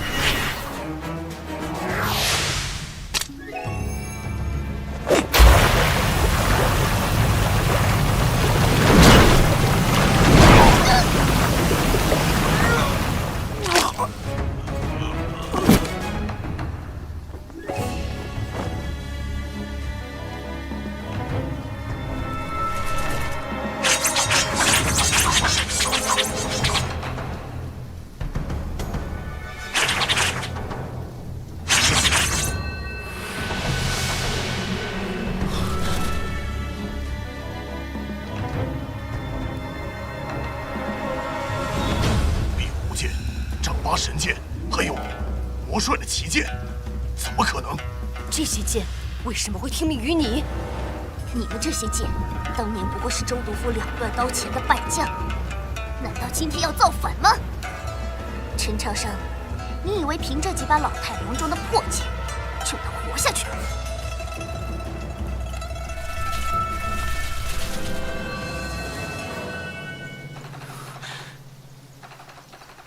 就是这条剑意，它是剑池里唯一自由的灵魂，代表着那些无法离开剑池的剑。它像一位故人归来，唤醒了剑池里沉睡的所有绝世名剑。我明白，明白你们的骄傲，明白你们被困于周原的不甘。既然你们宁可剑蛇一羽，也要奋起最后的剑意再次一搏，那就请出来与我相见。我会带你们离开，离开这片荒废的旧园，回归故里。或许你们会沉眠，但绝对不会是在这片异乡的荒原里。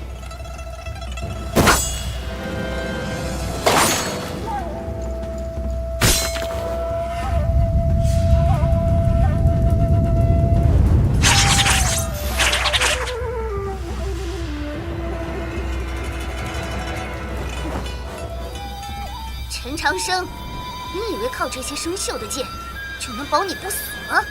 别天真了！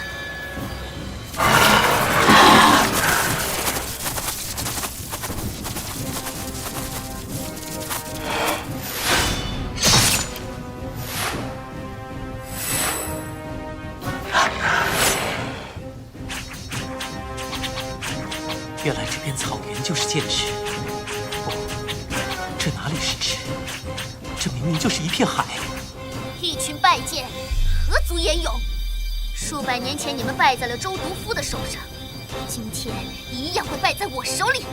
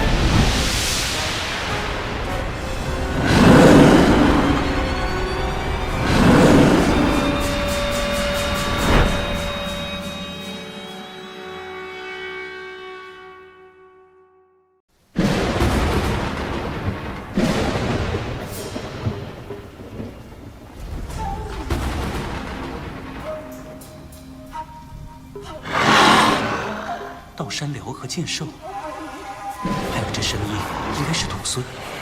这么多高阶妖兽，这些妖兽不见得全都听你的。能打败你就行。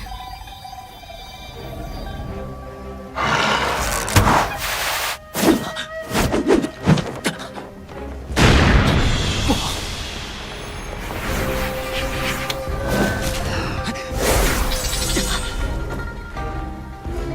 黄之伞又主动迎战，这感觉很熟悉。离山剑法，这剑池里的万剑好像一支军队，只是缺少统领。要打赢这场仗，或许这剑意便是答案。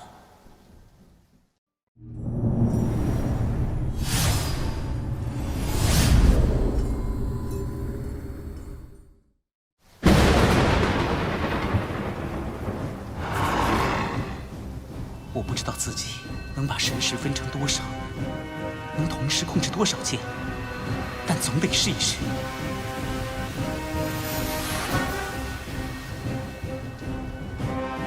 诸位，如果愿意，请暂时将自己交付于我。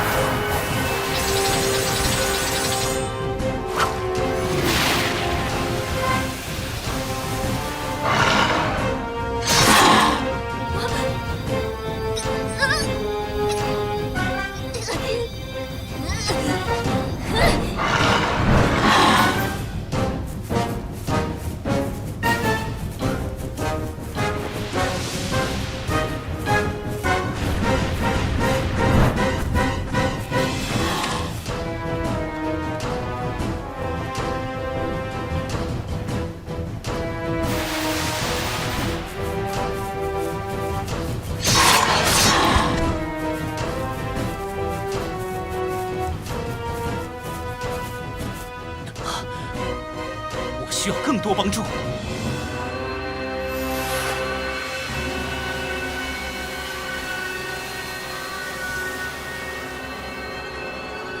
金乌龟离山，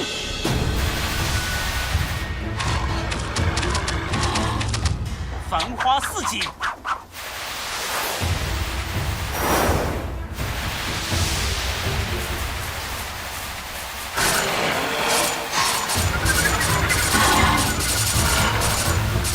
渔歌三唱，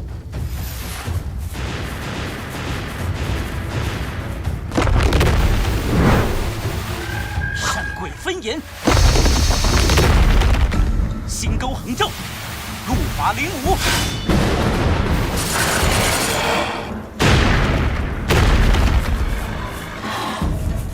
拂柳望归，山道18弯，落剑。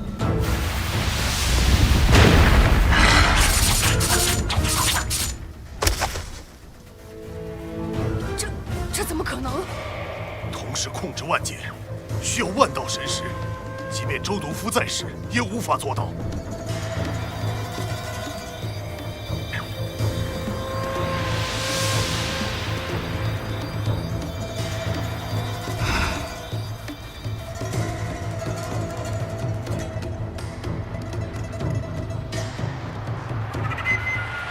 来吧，周毒夫的坐骑，我这就把神魂分给你。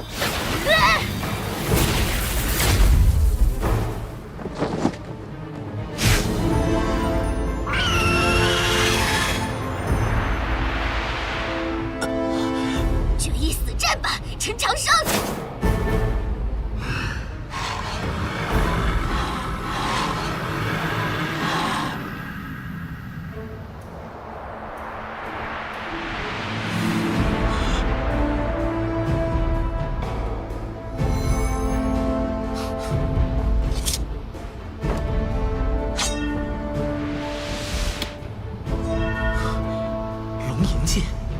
当年陈玄霸的佩剑，少年皇族，绝世战神，真龙血脉。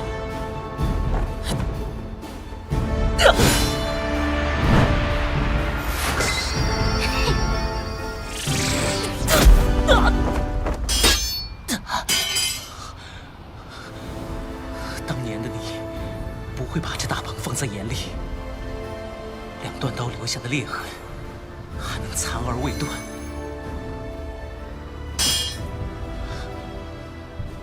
但此刻，终于还是动了。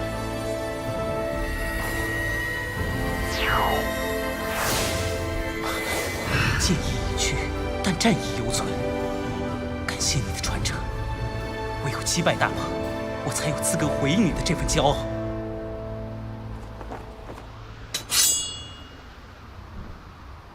我们再来，燃烧吧！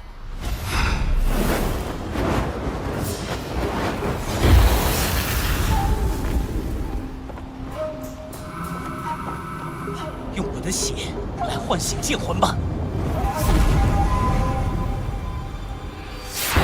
要尝我的血，你们就来吧！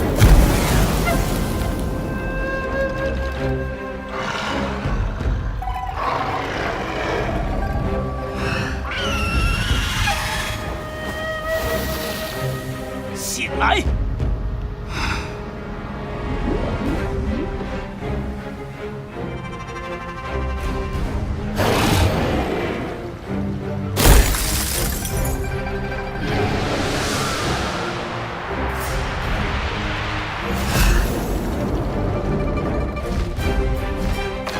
去吧！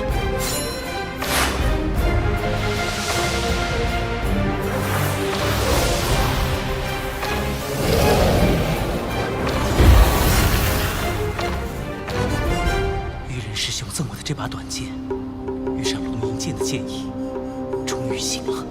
万剑成龙，你以为真的是龙了吗？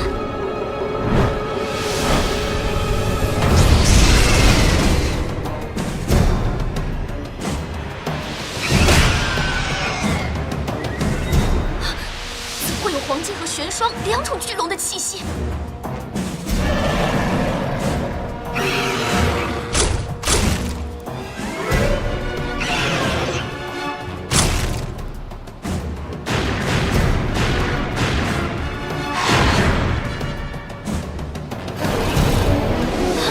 这是真龙！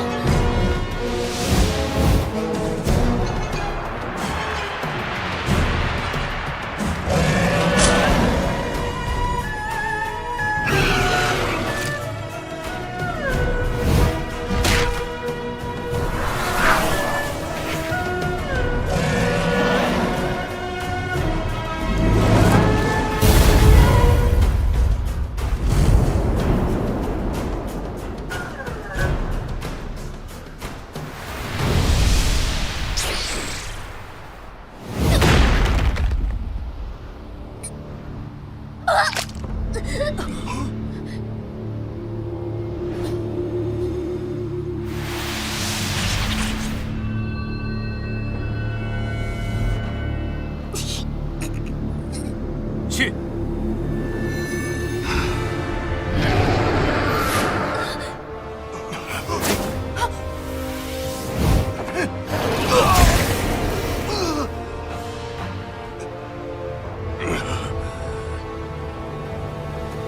老朽无能，南柯大人保重。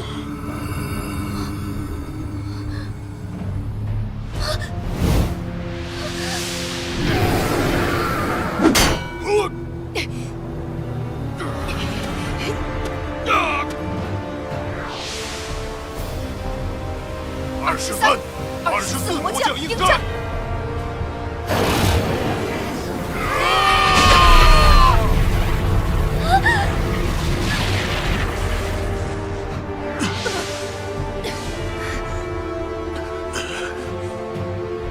违反规则，破镜回生，保护大人，死得值了。只是不能陪你看家乡的落日了。能在一起就好。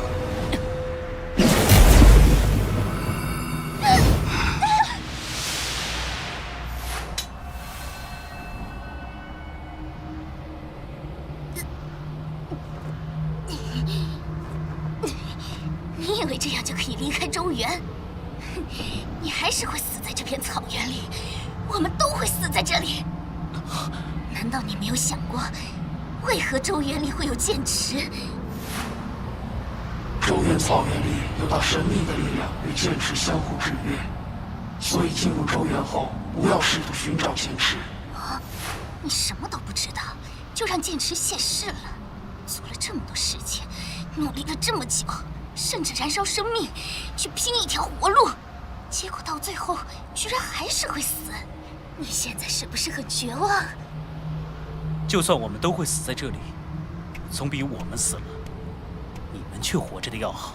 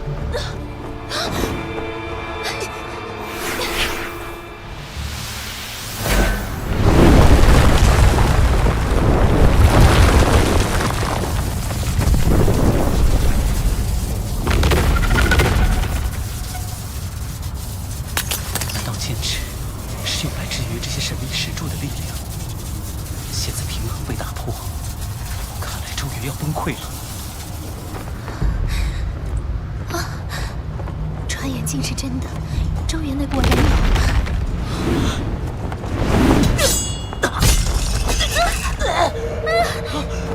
学生，小心！怎么能让这些停下来？这石柱是阵法，似乎少了什么。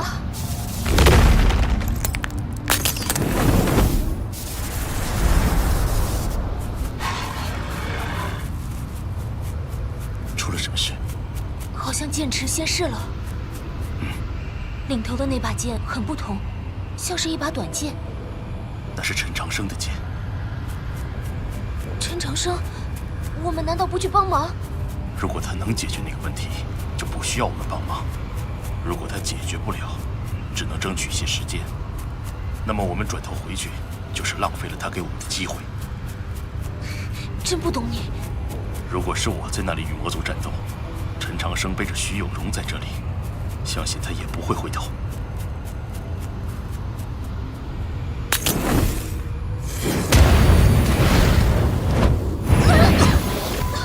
怎么回事？好像天要塌了。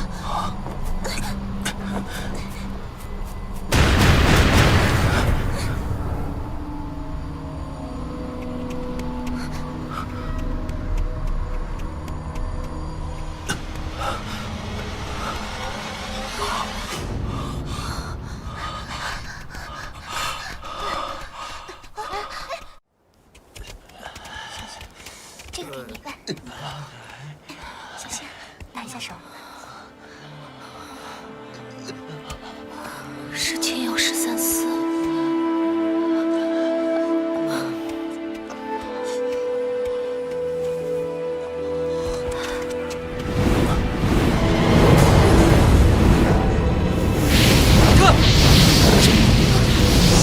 快跑啊！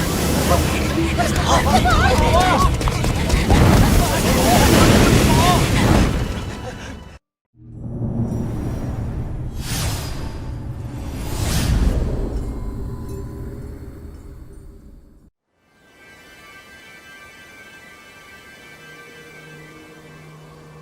就在刚刚，周原里似乎发生了什么事情。你是指崩塌的征兆？有可能。还要多久周原的门才能重新打开？清晨之前吧。太慢。要重新打开周原大门，最重要的依然是这道彩虹。要是在骊山呢？哼，周原要毁了，妄想救陈长生，痴人说梦。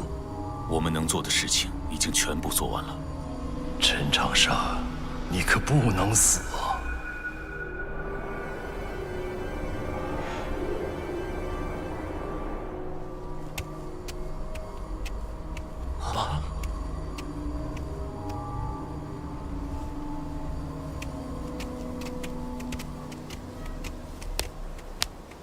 师兄，情况如何？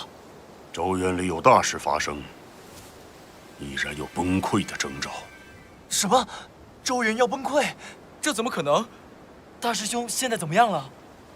为了尽快重开周原之门，你们大师兄几乎燃尽了体内的真龙之血。师父，弟子还想再试一试。你若再试，便可能废掉一身修为，死在这道彩虹之下。师妹还在周原里。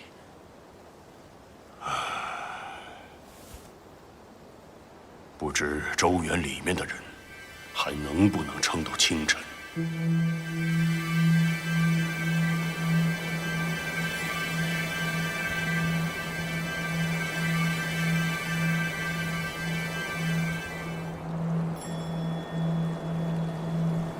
看来周原撑不住了。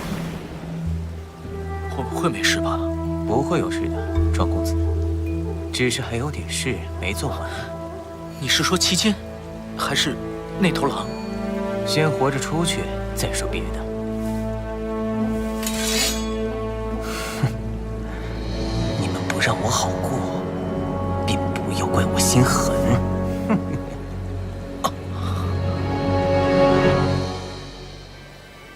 虽然任何小世界都有崩塌或湮灭的那一刻，但却没有人能凭一己之力毁灭一个世界。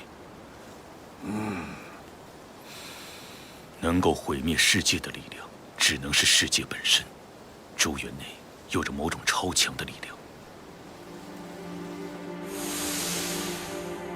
当年，没人会想到周督府能打断天书碑并带走。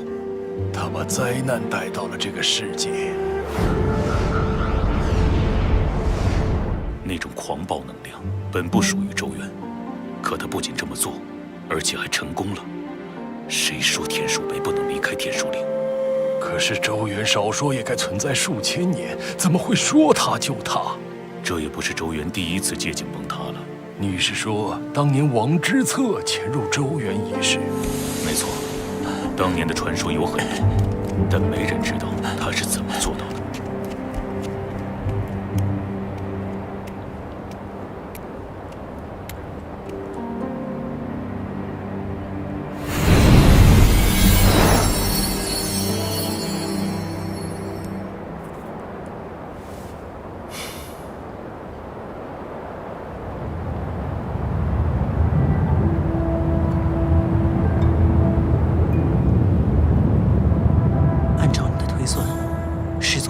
和剑池之间相互制约，才构成平衡。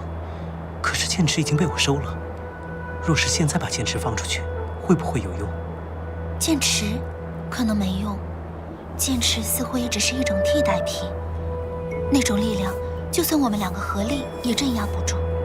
更何况我们现在都受了伤，我们会死吗？我不会让你死。先前我不怕死，这时候却怕了。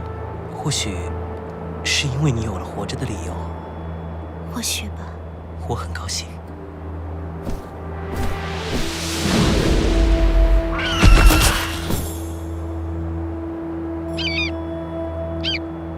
他是刚才的大鹏，没想到他活了下来，虽然变成了这样。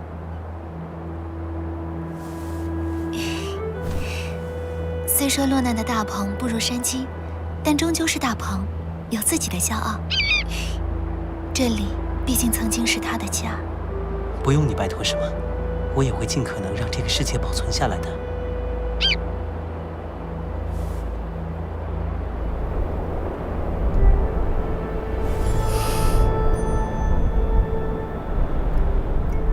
如果说剑池代替的那个空白回归原位的话，就还有希望，对不对？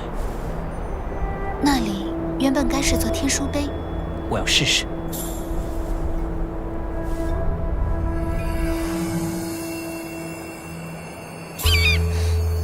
这石头，难道是？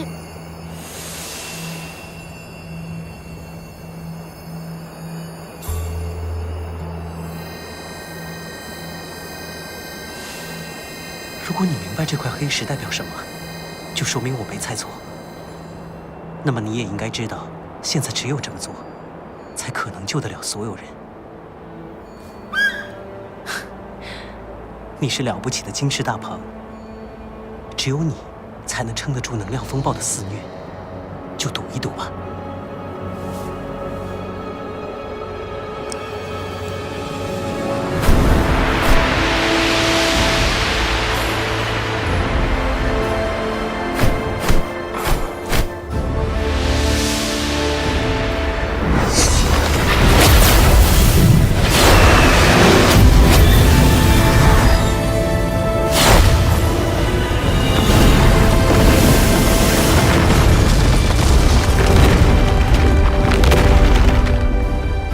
之策前辈的这块黑石，果然是天书碑。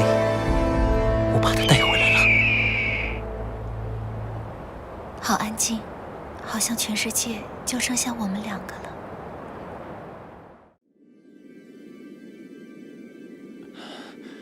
太好了，咒怨大门终于可以重新打开了。大师兄，啊！门要开了，但是恐怕来不及了。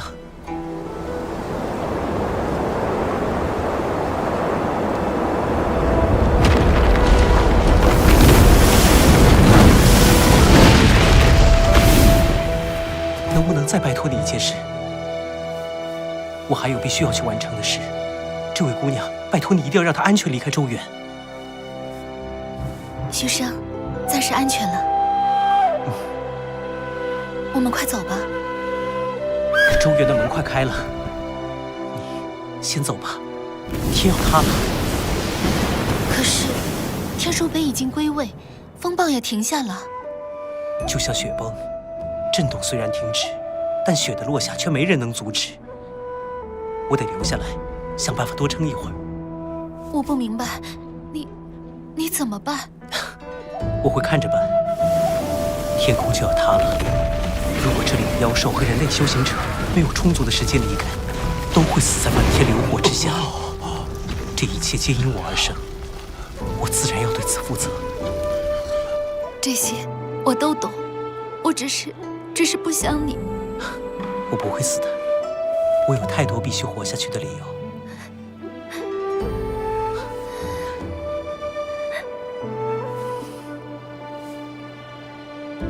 现在又多了一个。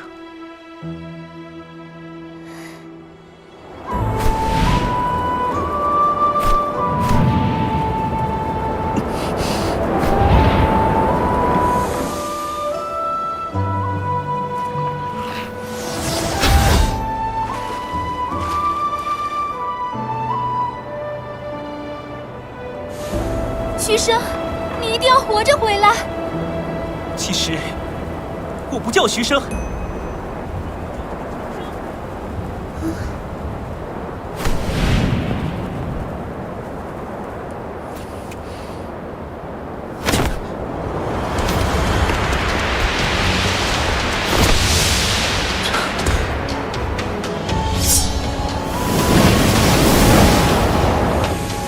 天塌了，会有高个子替你顶着。现在周原里最高的人就是我了。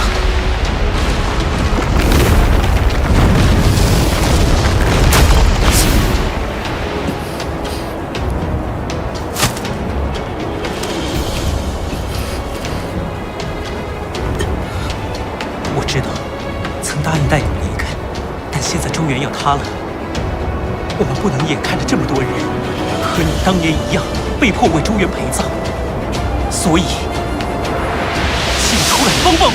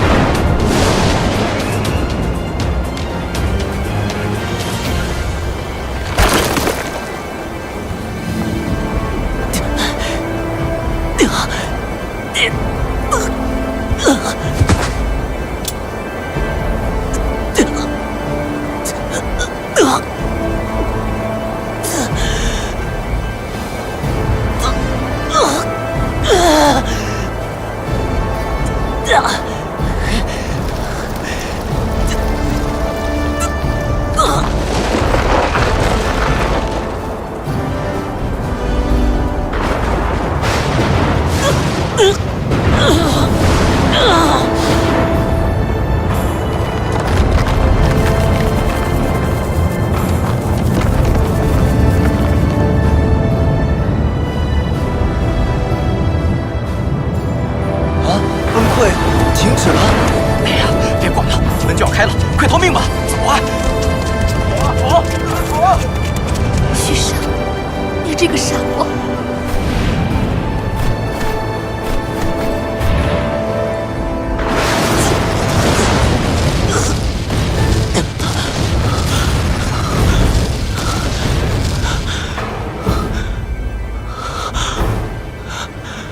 好好啊！遮羞，七剑，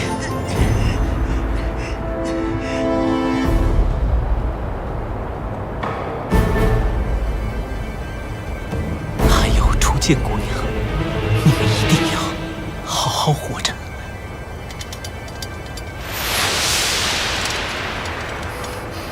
你还好吗？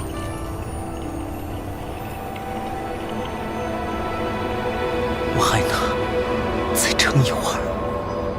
我听得懂，这是你们人类语言里的所谓双关。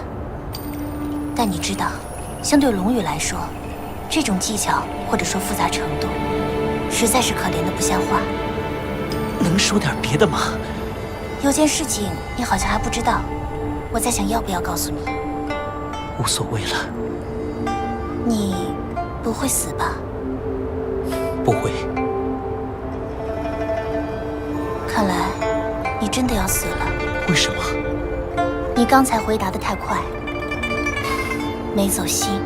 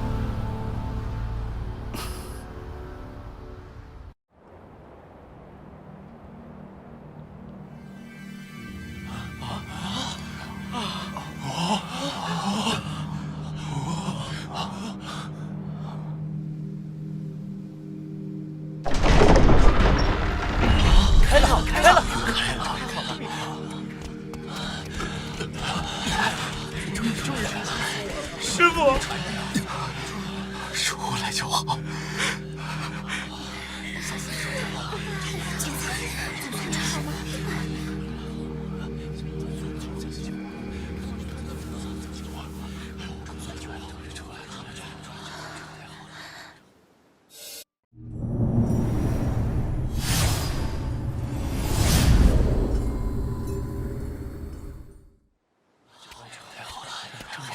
根据出远的修行者描述，周原马上就要毁灭了。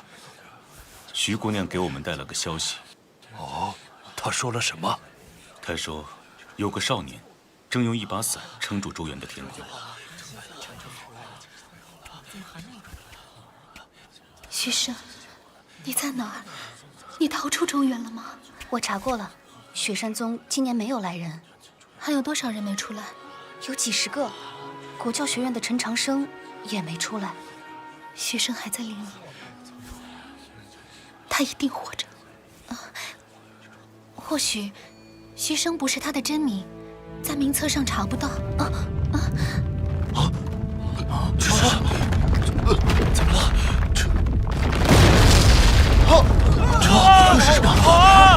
不好，周原的崩塌会侵袭现实世界。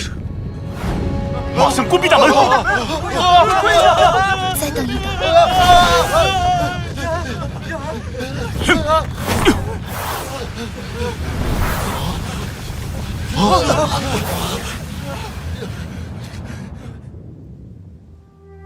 周原消失了。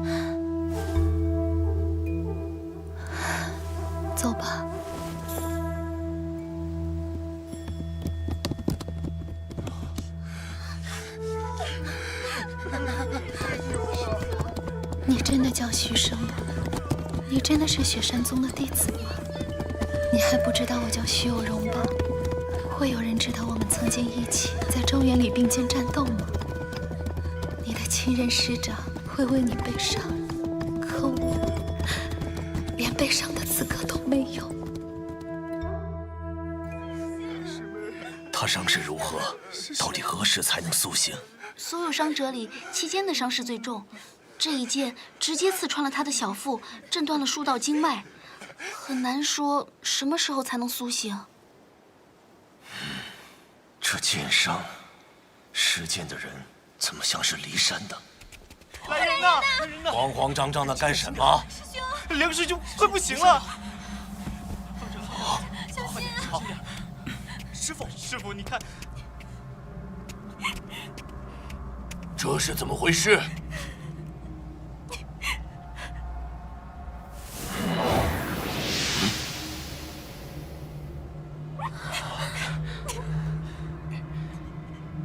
梁师兄，你可不能有事啊！师兄不会有事的，他可是去年大潮市的首榜首名。是谁伤了他？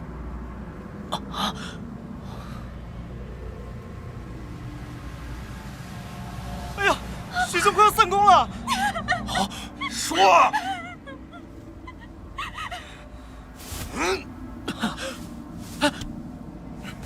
且冷静些。师说，与庄公子无关，是谁把你伤成这样？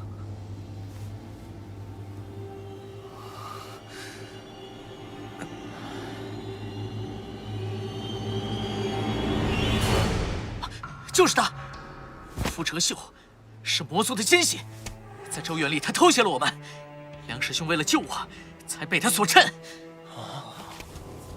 原来如此。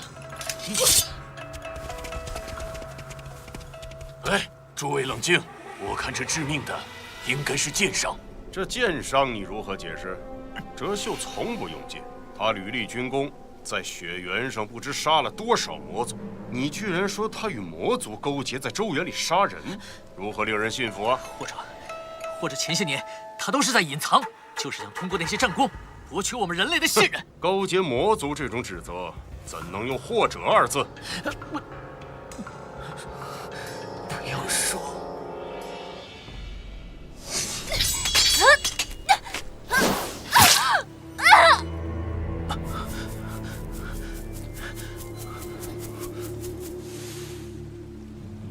勾结魔族、残害同门的罪名，苏黎，你女儿要怎样保全？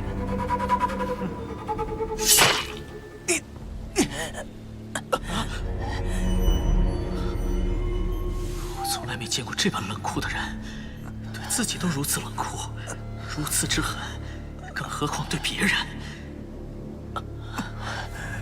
抱歉，我什么都不能说。哲秀，你有什么话要说？梁笑笑是魔族的奸细，但我没杀他。我可以告诉你们真相。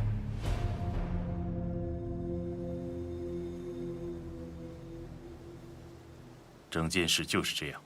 你方才说的在湖畔发生之事，可有证人？我知道你们不会相信我说的话，等期间醒了，你们自然就知道到底是谁撒了谎。期间伤得太重，不知何时能醒，甚至不会的。庄焕宇，按照哲秀的说法，当时你并不在场。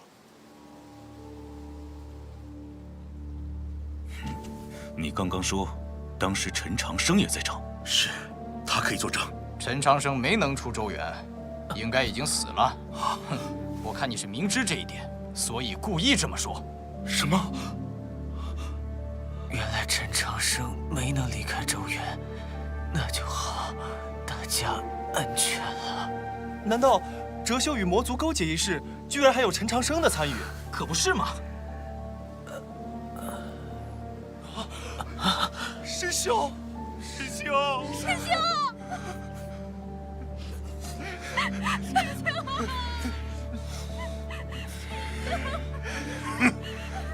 看你做的好事！既然投靠魔族，谁都可以杀，如果是我杀的，我不会隐瞒，但他不是我杀的。梁世之已死，你居然向一个逝者的身上泼脏水，未免太过无耻。跟我们回骊山接受审问吧。慢着，看你们的意思，杀死梁笑笑的除了哲秀，难不成还有七奸，甚至还有陈长生？这是骊山的事，涉及骊山青玉，请先生不要过问。青玉。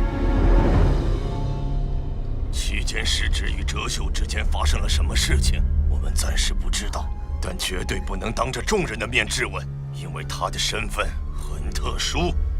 他是何身份？他是女儿身。这并不足够。骊山声誉固然重要，但也重不过真相与生死。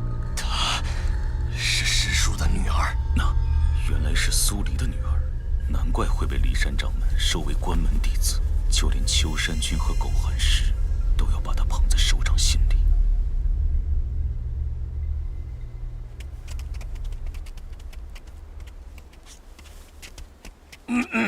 把人留下。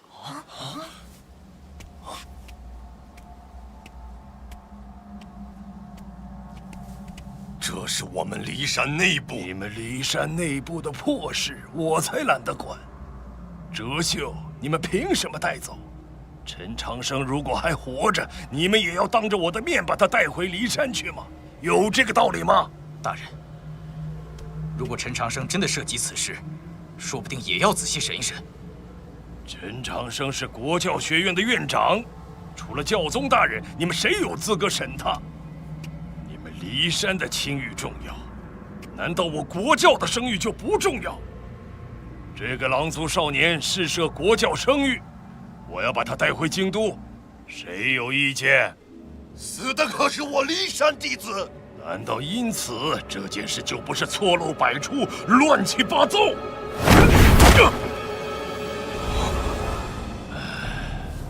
而且我现在心情很不好，因为陈长生死了。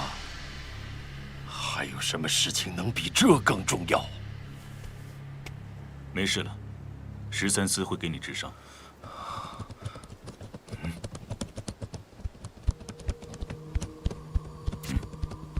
不好，这是……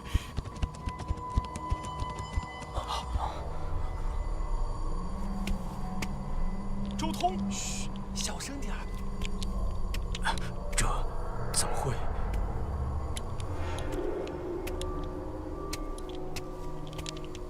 有何大事？烦劳周大人亲自出马。魔族奸细，人人得而诛之。这个人我要带走。看来有人要违抗圣命。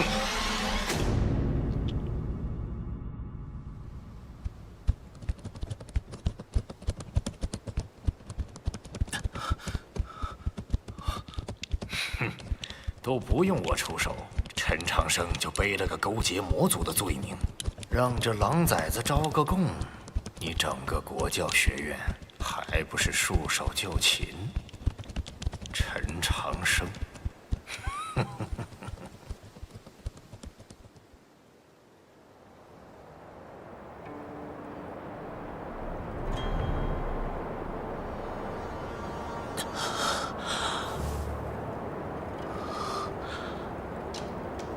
这是哪里？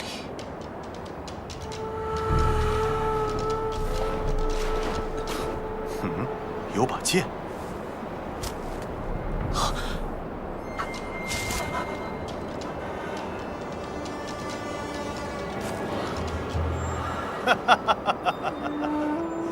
就是他。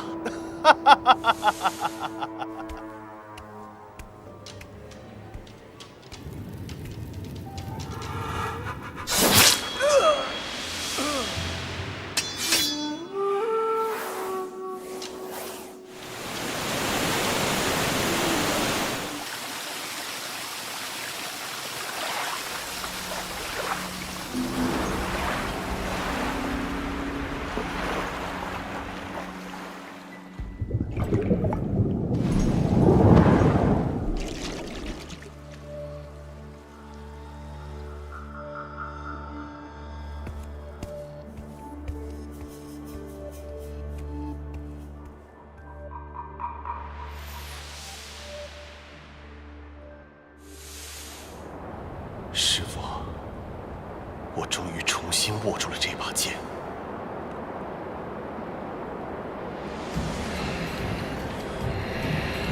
你们都说我差一把剑，是的，我确实差一把剑。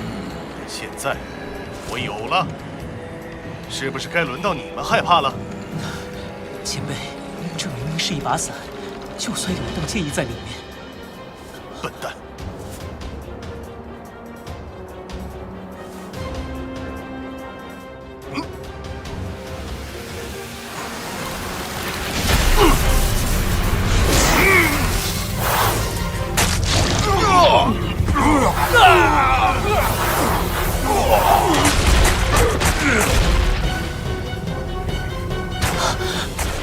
没别的动作，那道剑意却已经亲临至数10丈之外，厉害！哼，那把剑来了，怎么可能？原来一切变数皆在于他。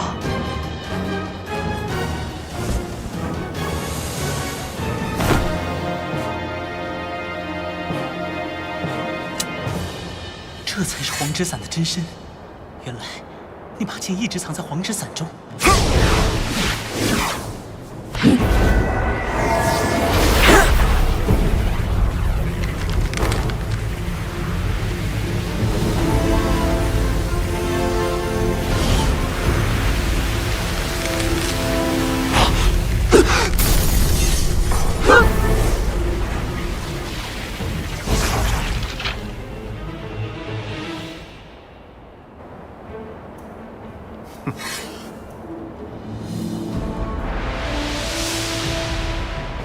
遮天明剑，就算天在眼前，想不见我就不见。能够亲眼看到这样的英雄人物，能够看到这样一把绝世名剑重现锋芒，生死何足道哉？手握剑柄，便有数名魔将倒下，半截剑身，黑袍身受重伤。现在他的剑已经完全出鞘，这第3剑将是……这把剑见到的第一个对手就是你，我军。来战！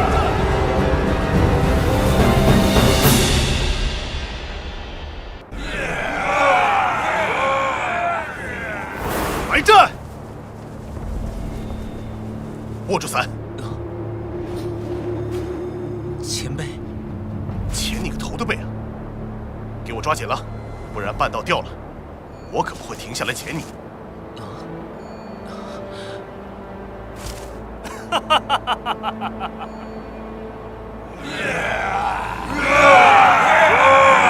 看剑！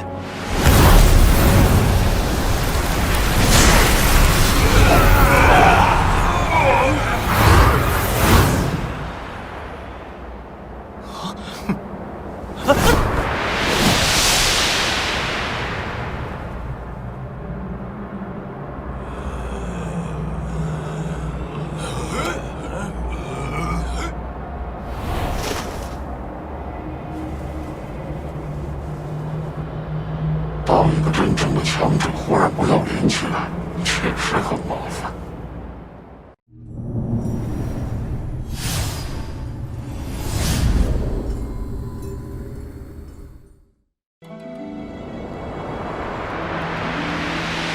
小子，记住，碰到比你强的对手，要么跪，要么跑。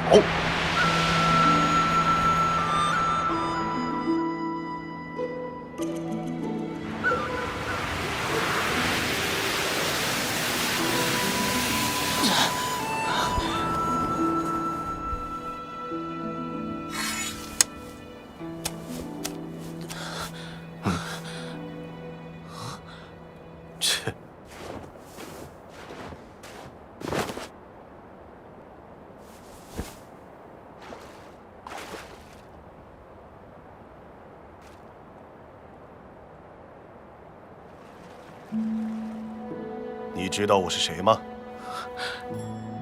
请教前辈大名。我是骊山师叔祖苏黎。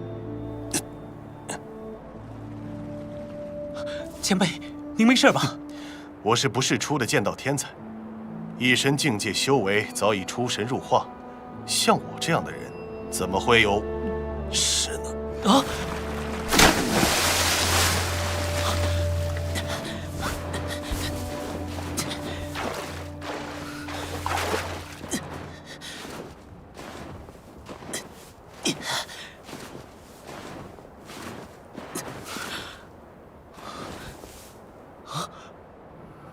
是魔君的意志留下的伤势和杀意，大部分的杀意，前辈让天帝代他承受了，但伤势却还留在体内。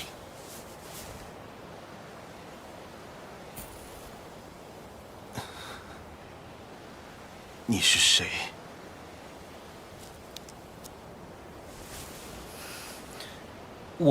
你是谁并不重要，你已经完成了任务，把剑物归原主。这样吧，为了表示感谢，我决定传授你一套剑法。你不用感激涕零，也不用自报宗派山门，试图和我搭上什么关系，图谋更多的好处。你要珍惜我给你的机会。国教学院陈长生。我能看穿黑袍的功法，难道还看不出来你就是陈长生？故意报出身份，是想让我因此不能授你剑法，从而欠你人情。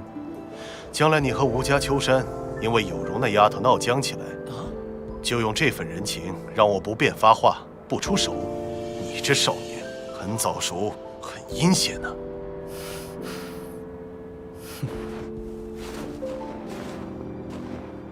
切，扮这副傲骨铮铮的模样给谁看呢？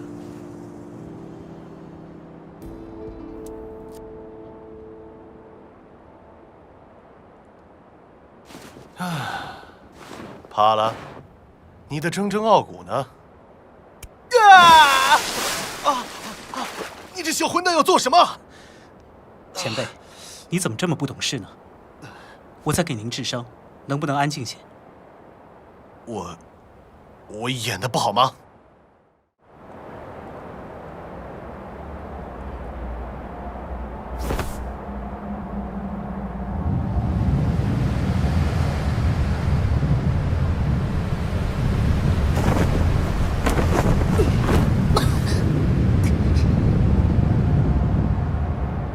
大人，按末将判断，那二人往南方的荒原去了，我们即刻就去追捕。树林内界有古怪。如果想让我离开，可以直说。前辈何必演这出戏，故意激怒我？前辈身受重伤，我就算生气，也不会丢下不管。况且前辈演的又不好。前辈是要回骊山吧？有我呢，可以把您送。年纪轻轻，怎么这么啰嗦？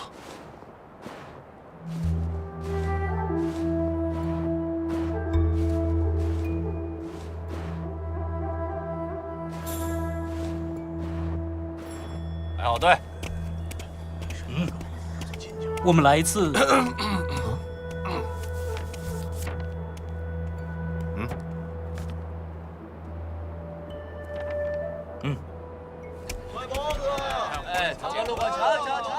客官，你是打尖还是住店啊？东西啊，客官，吃饭。你来看看。好嘞，客官，您里边请。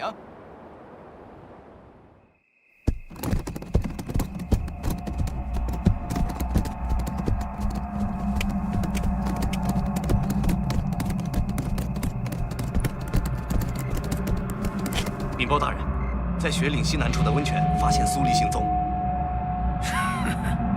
好，即刻把消息传出去。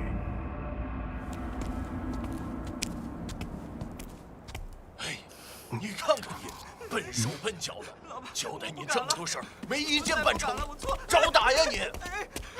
你给我站住，别跑！这周遭似乎有些异样。教训你！你站住，别跑！你给我站住！站住！老板，我不敢了，老板你别！还敢躲啊？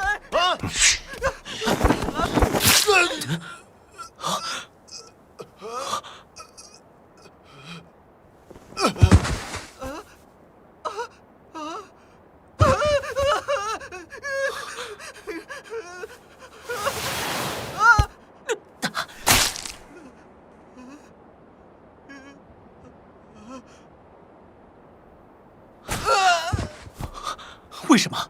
他们身上并无杀气啊！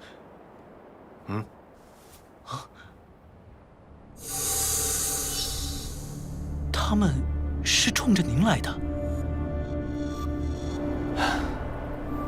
看来已经有人知道了我受伤的消息。不如表明身份，让骊山的人来接你，必要时也可以向国教求助，说不定。你的院长身份真有用吗？可是现在危机四伏，我们又无援军。嘘。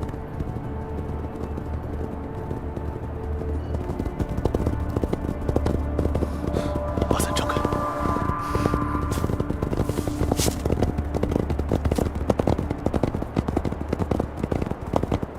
玉。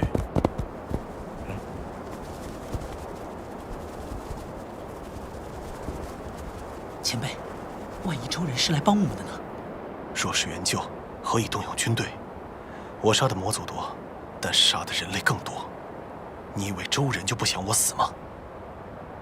所以这些人也是冲前辈您来的。我都记不清究竟有多少仇家，远远的潜伏在暗处，等着我受伤。走。是。驾车，驾！厉害吧？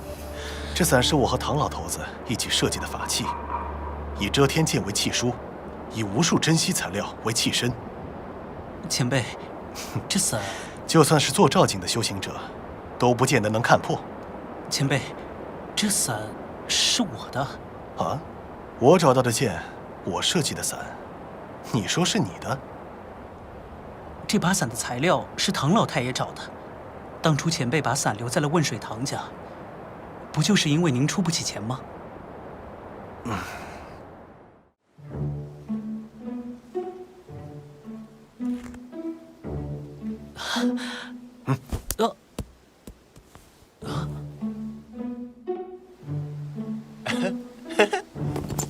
哎，慢走啊！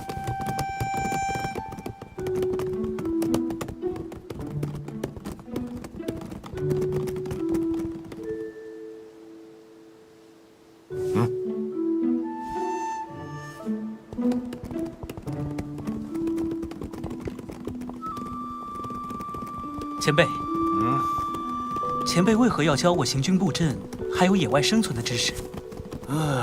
我只是希望你能好好的活下去，活到足够强大，并一直强大下去，直到最后成为下一代教宗。下一代教宗？你成为教宗，对男人来说是最好的事，因为你不愿杀人，更不会陶醉于杀人。我从没见过像你这般年龄的人，便能对名利如此不在意。祭道人把你推出来，离宫又如此培养你，让你成为历史上最年轻的通幽上境，最年轻的国教学院院长。如果不是想让你成为下一代教宗，那是想做什么？另外，我也教过秋山，他跟我学了1个月，什么都学。如果时间足够，我也会教够你1个月。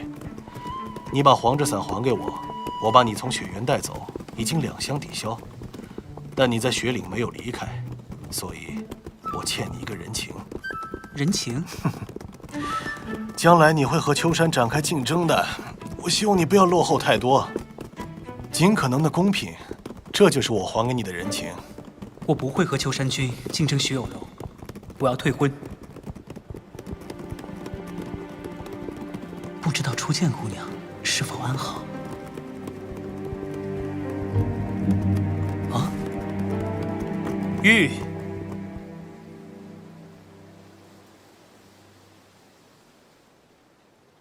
一位巨星境的强者。哦。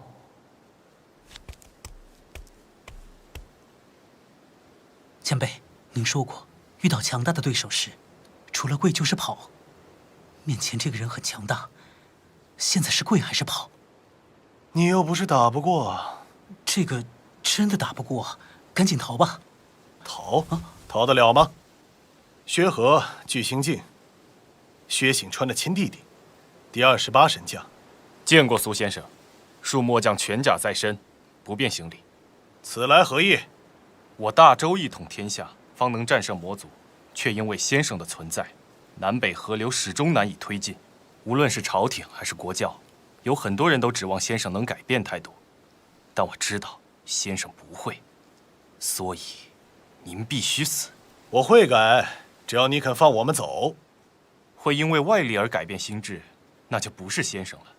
如果先生不再是先生，我杀您，又哪里还会有心理障碍？哎呀，他是无论如何都要杀我呀！告你了。嗯。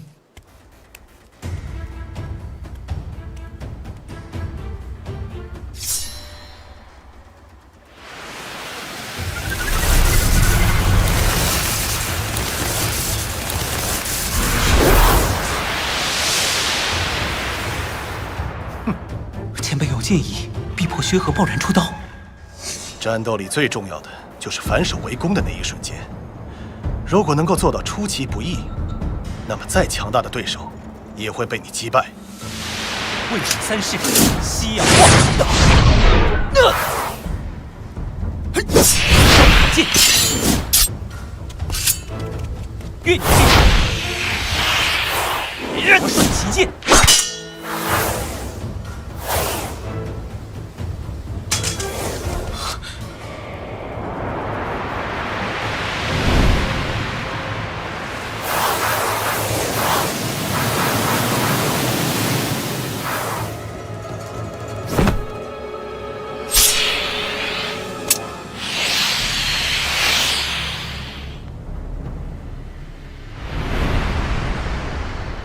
这才是他真正的一刀。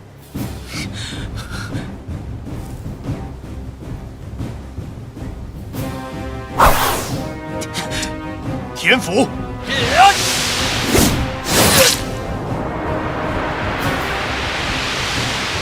聊天剑，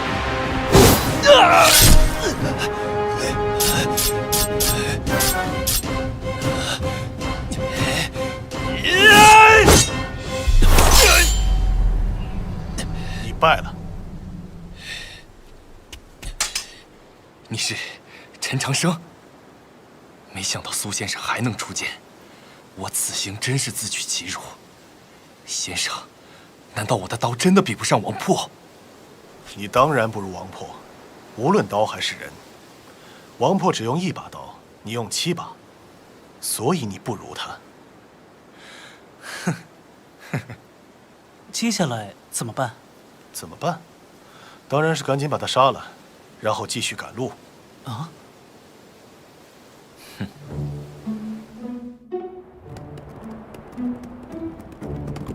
现在的年轻人都像你这般愚蠢吗？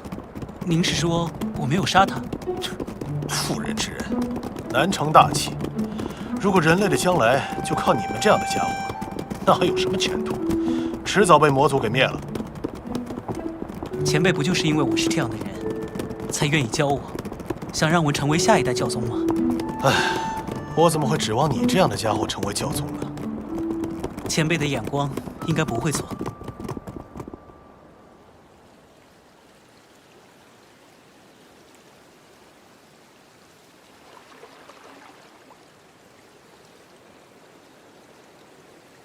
刚刚在树林里，似乎一直有人在窥视我们。刘青，杀手榜第3名。他为何迟迟不出手？在没有完全确认我的伤势还有你的能力上限之前，他不会出现，更不会出手，只会等待下去。如果他等不下去了怎么办？我这些天积蓄下来的一点力气，刚才全部用来保你的小命了。往后的安全就只能靠你了，所以，我还是决定传你几招。请前辈教我剑法。你会什么剑法？我会的有中山风雨起苍黄，800铁剑过长江，国教学院倒山棍，国教真剑一无双，13柳杨枝，雪山宗凝霜，天道院的灵光剑，宗四所的正义剑，摘星学院的破军剑，汶水唐家的汶水三式，骊山剑宗的繁花似锦，山鬼分言法剑。哎，停！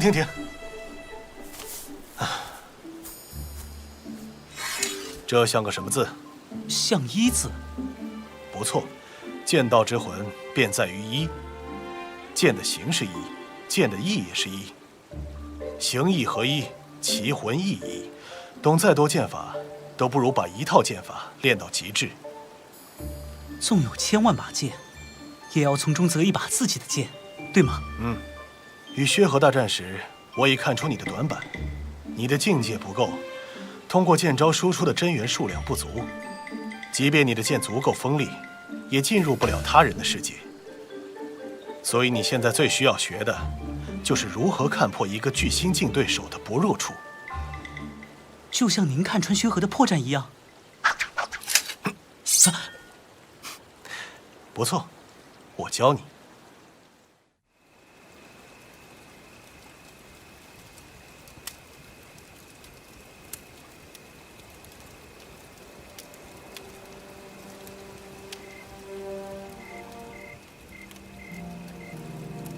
形成轨迹的组合，便是命运，一切皆在其中。巨星境强者的星域也无法超过这个范围，是可以被计算的。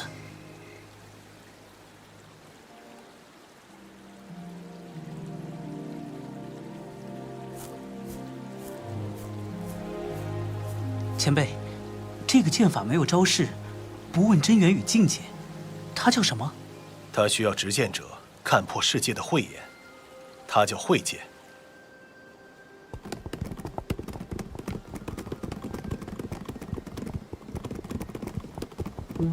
啊！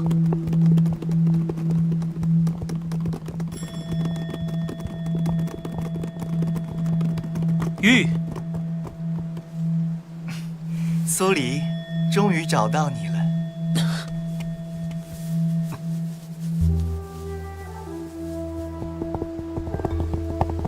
你倒是挺关心那2个牲口，我怎么办？前辈可否一战？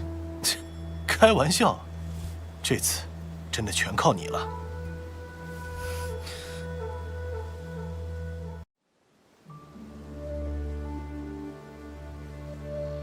哼，你的运气不错啊！啊，刚好学校来一个比你强，但不至于强太多的对手，这就出现了一个。所以，这人也是冲着前辈您来的？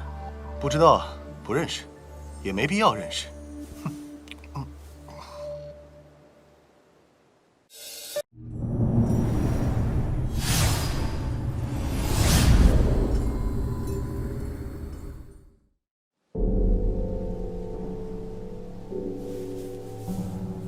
难道你们不知道我是谁？无妨，过了今天，或许会有更多人知道我梁红庄这个名字。是梁王孙的梁吗？梁红庄的梁。哎呦，他是真的要杀我，所以你得杀了他。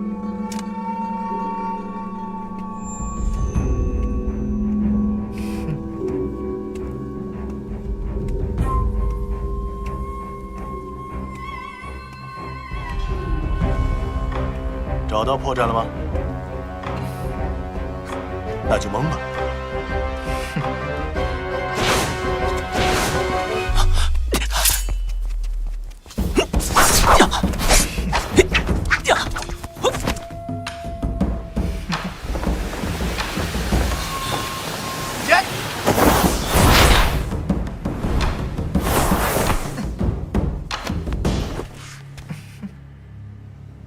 不存在完美的星域，可我根本看不出它的漏洞。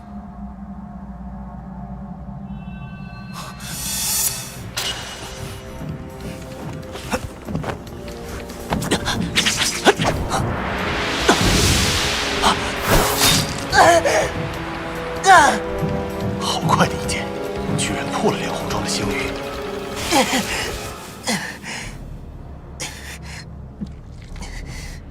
竟能越境战我，你到底是谁？国教学院，陈长生。你用的到底是什么剑？哦，竟然蒙对了。嗯，蒙对了。当时估计有多少把握？1成不到吧。你为什么会和这个魔头一路？为什么要帮他？他杀过多少人？他的剑被血洗过多少次才会如此锋利？你知道吗？他是南人，你是周人，他杀过那么多周人，你有什么道理帮他？苏前辈他救了我。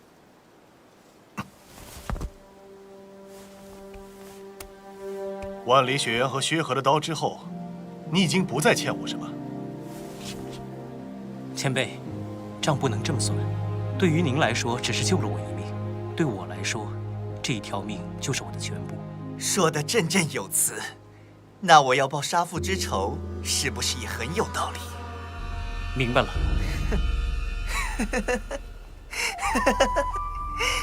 呀！还请阁下手下留情。如此，我只能先杀你了。你刚才那一剑，无非是仗着速度快。若我也变快，快到你看不清，你又如何破？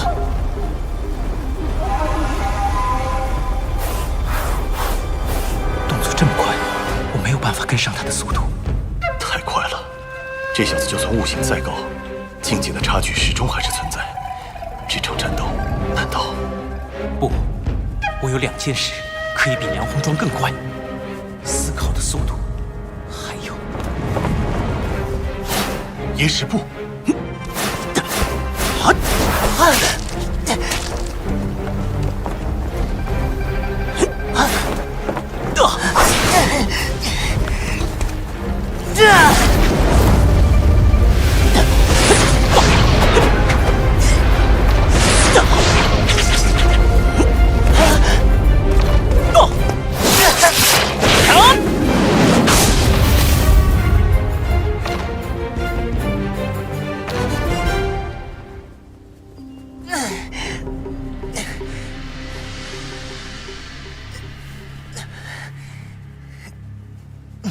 中了我7剑。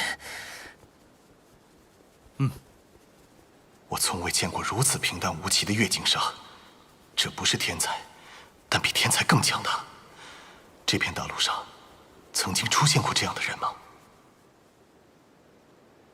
原来根本没有天理。我们梁家到底哪里得罪你了？10几年前，你要灭我梁家满门。你这样十恶不赦的人，眼看要死了，偏偏要冒出一个他。你梁家历代祖宗当皇帝的时候，在南方杀了多少人，又灭了多少门？至于灭你梁家满门，如果我真想那么做，你和梁王孙如何还能活到今天？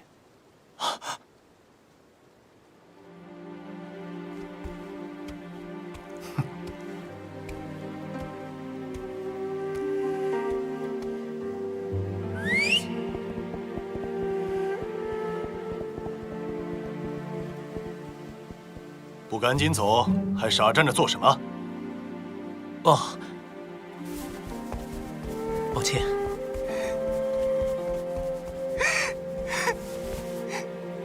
你以为你们真的能回到南边吗？继续跟着他，你也一定会死。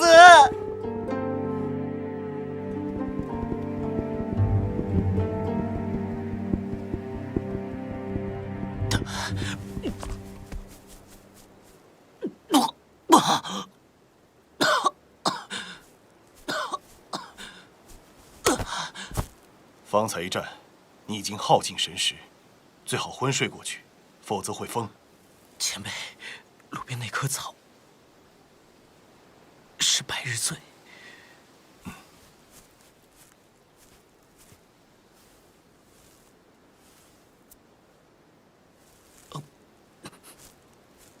前辈，我有句话想说。说。以后还是少杀些人吧。这次真是欠你一条命了。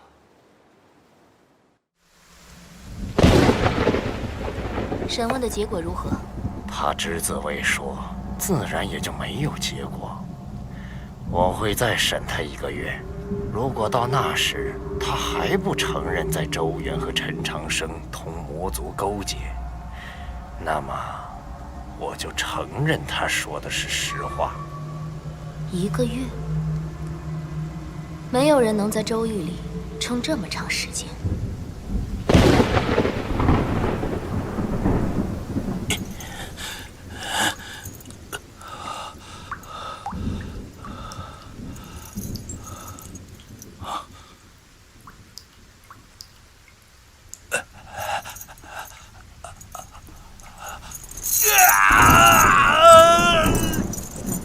你为什么一定要让哲秀开口？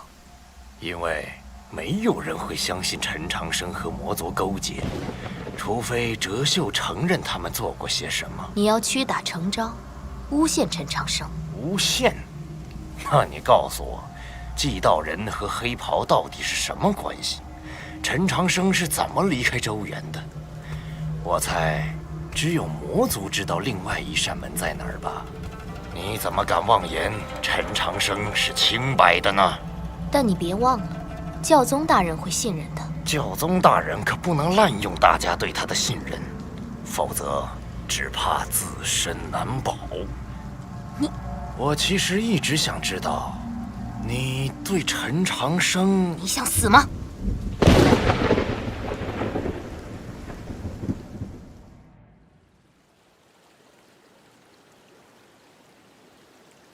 再往南走就到天良郡了，那里会更加凶险。上次战斗之后，你应该很清楚自己现在的弱点在何处。你的真元输出太糟糕，就像拿绣花针的小孩子，就算再快，在对手身上扎了3600个窟窿，也没办法把对方扎死。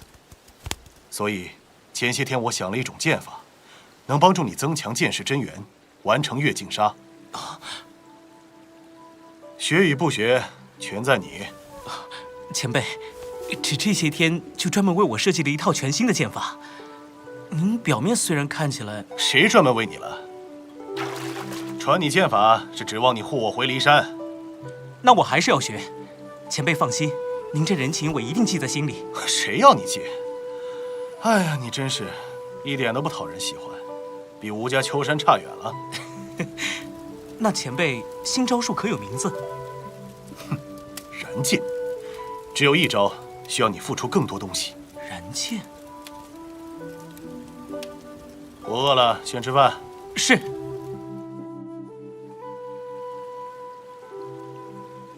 前辈，我准备好了。剑师来自聊天剑，剑招用的是金乌剑的秘法，但最关键的是真元燃烧的那一瞬。我需要你与骊山剑法最后一式的气势完全同调。最后一式？不错，这是燃剑最大的难点。聊天剑增剑时，剑招增光辉，真元爆燃则虚，不要命的气魄。明白了。我的意思是，出剑的时候要抱着必死的决心。你真的明白了吗？前辈，我用过那一剑。哎，你这小家伙怎么一点都不懂得惜命啊？记住，不要因为命太好就放肆。前辈，您知道的，我不是那种人。我现在真的不知道你到底是哪种人。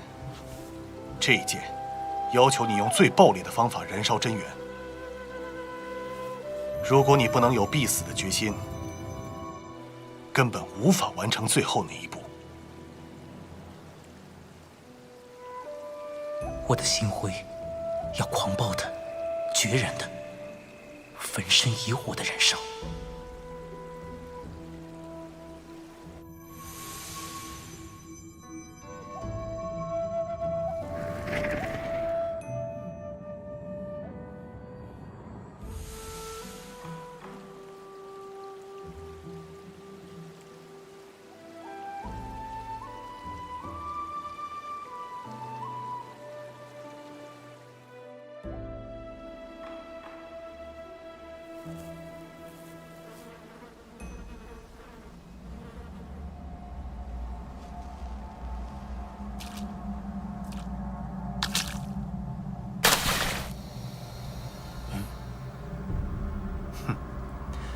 恭喜，杀死这个人，我相信你不会有太多心理负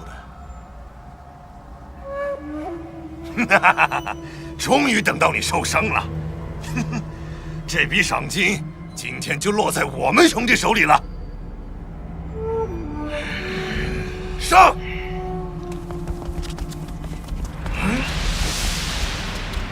哈哈哈哈哈！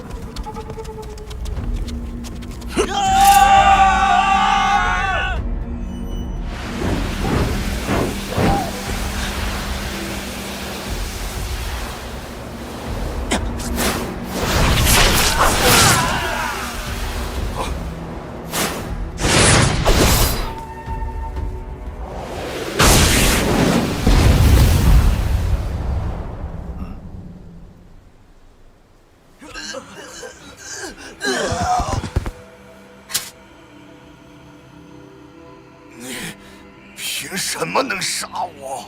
因为你该死。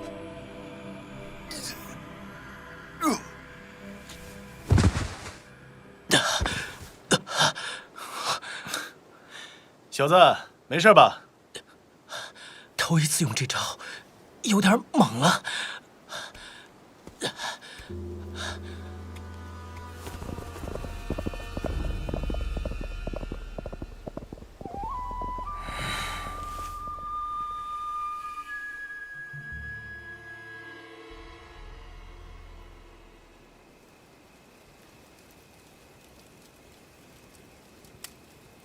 前辈，刚教的第3招剑法，剑诀我已背熟。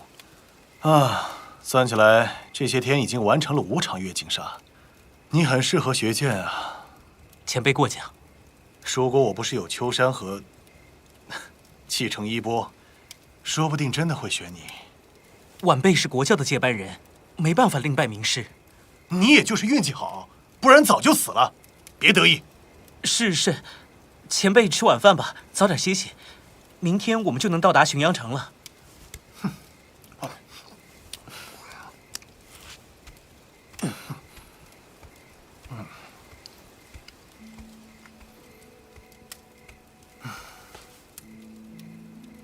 秋山，你后面来了一个很不错的家伙，你得跑快些，不然真就要被他追上了。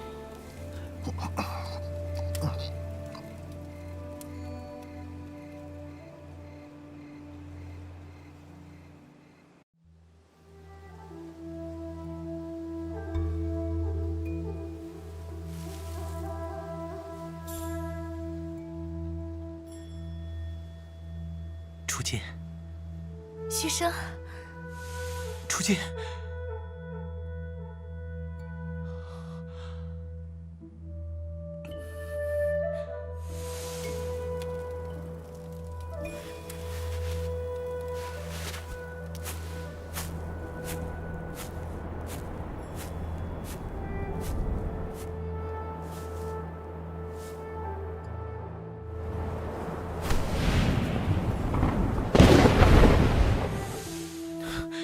不能再这样下去了。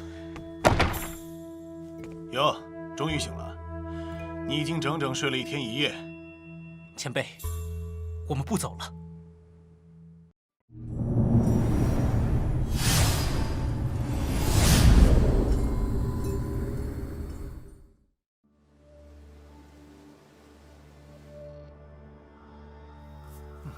这样下去我们太吃亏，一路遇着的都是敌人。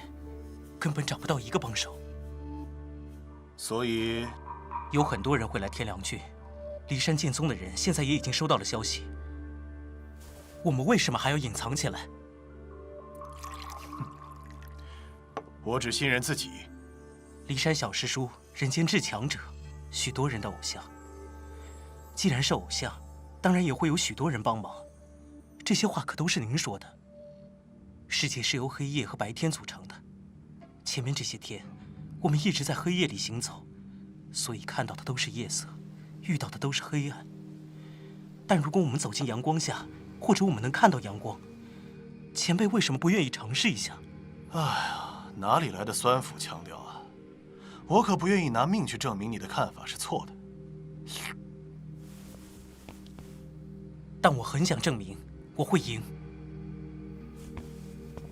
你要干嘛？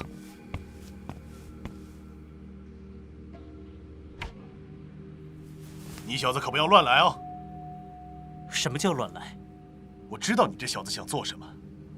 你不要忘了，这是我的命，我命由己不由天，更不能由你。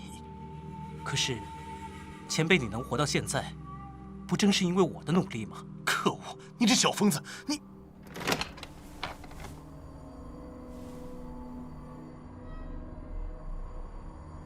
骊山小师叔，苏黎在此！苏黎在此！苏黎在此！苏黎在此！苏黎在此！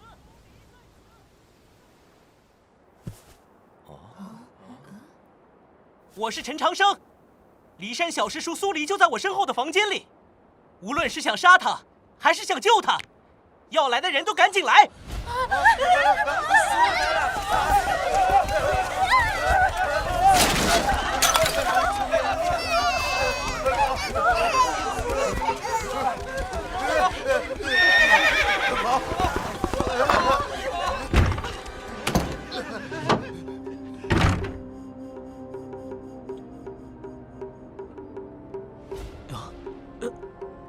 你看，你只喊了一声“苏黎在此”，就那么大动静，明白了吗？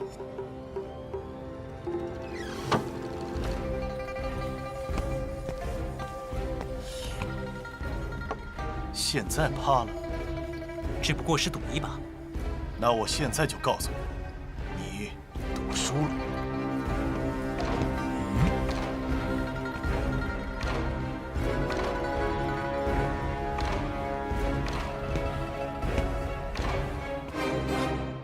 是谁？在下国教浔阳城主教华介夫。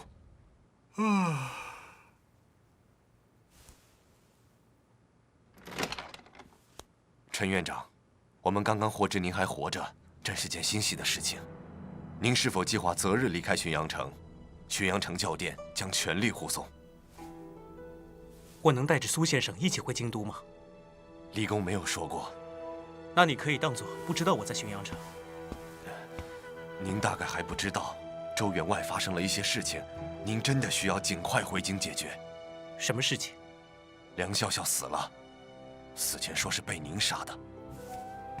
梁笑笑是魔族的奸细，他说我杀了他。他死在骊山剑宗法剑最后一式之下，周园里只有齐剑和宁会这种剑法。齐剑怎么了？据我所知，齐剑现在已经回到离宫，正在疗伤。疗伤？齐剑受伤了？你怎么没告诉我？到底是怎么回事？前辈可知道，骊山也有一个姓梁的弟子？什么意思？在周园里的时候，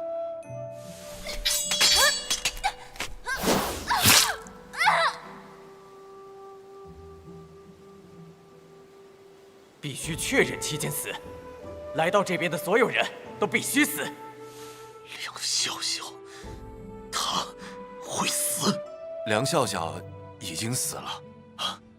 临死前，他说陈院长和哲秀是魔族的奸细，而哲秀又怎么了？哲秀没有争辩，现在已经下了州狱了。这是千里鸟，带齐剑走。我欠你一条命。我知道了。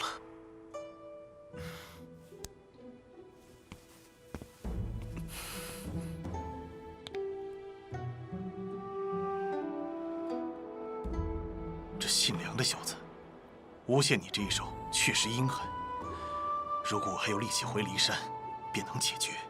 可你若是回京都的话，国教不出面，我没办法解决这些麻烦。您说的对，我似乎是赌输了。也不尽然是坏事。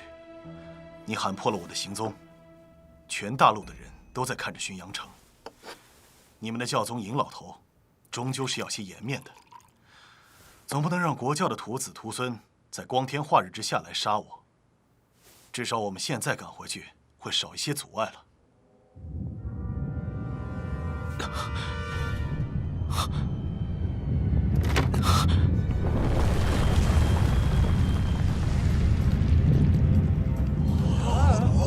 梁王府动碾了，多少年都没动过。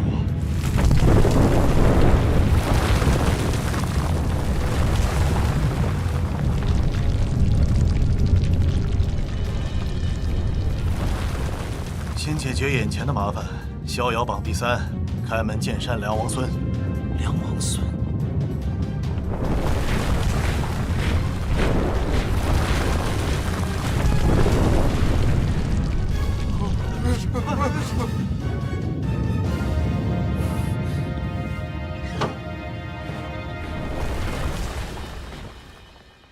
那人也是冲着前辈来的。因为他们都姓梁。梁笑笑、梁红妆、梁王孙，您与梁王府的人有什么化不开的仇怨啊？做过皇帝的人，谁甘心一直做王爷？梁王府的历代主人最想做的事情，就是回到京都，重新坐上皇位。10余年前，京都那场内乱，让他们看到了可能。可是，当时想要起事的不是长生宗吗？要谋天下，其虑必深。梁王府数百年前便开始渗透入长生宗， 10余年前长生宗挑动南北相争，正是他们的好手段。我还是不理解，您和长生宗有什么恩怨呢？我杀的那些长老里，有个姓梁的，应该便是梁笑笑的祖辈。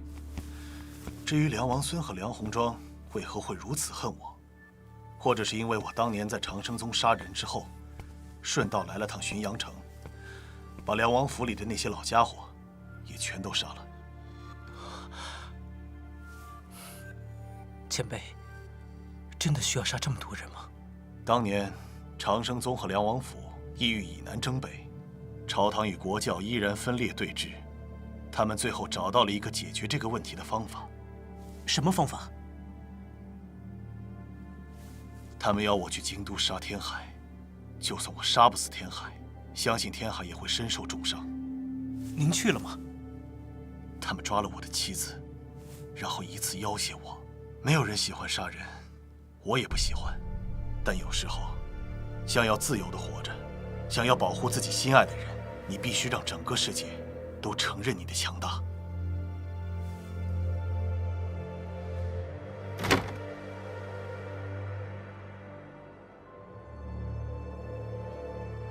你就是陈长生？不错。不要多管闲事。前辈是为了人类才去的雪原，被魔族围攻受的重伤，不然你们根本没有可能伤害他。至少不应该是这一次。以血还血，以死亡还赠死亡，最是公平不过。他不应该死在人类的手里，这无异于和魔族合谋。只要能杀了他，不要说与魔族合谋，就算是与魔鬼交易又如何？我不在意，这个世界也不会在意，因为这是唯一可以杀死他的机会，而这个世界上的大部分人都想他死。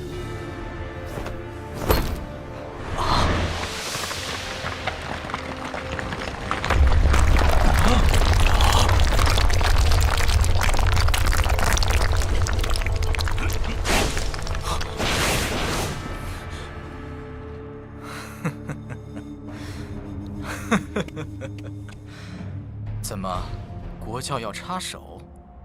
无关人的死活，我不会管，但陈院长的安危，我们是必定要管的。不明白这位年轻的陈院长为何要管苏黎这件事情，但我不在乎。王府的大撵既然动了，这件事总要有个结局。如果他不肯走，我也只好把他一起杀了。那样的话，梁王府会绝后的。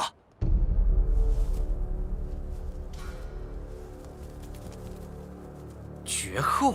那件事情之后，我梁王府的存在还有什么意义？今日我敢在光天化日之下来杀苏黎，也就不怕骊山杀我全家。王爷何至于如此决绝？谁让苏黎在此这4个字喊得这么绝？陈长生，你如何能够对抗整个人类世界呢？前辈，你这一喊，自然是把我和你都逼进了死地喽。但何尝不是把那些想杀我的人也逼进了绝境？比如梁王孙，本来想暗中杀我，现在必须明着来了。买定离手，我们想认输也来不及了。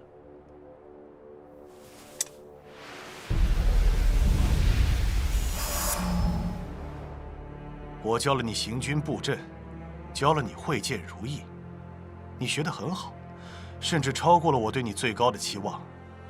不过你居然能喊出那4个字，现在我真的很好奇，你到底能护我到何时？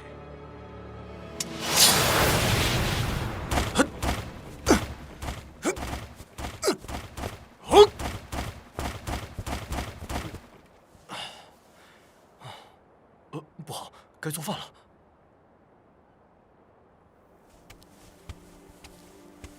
殿下，这是要干嘛？去把哲秀找回来。就算我家先生不回来，那还有我。他们真当我国教学院没人了？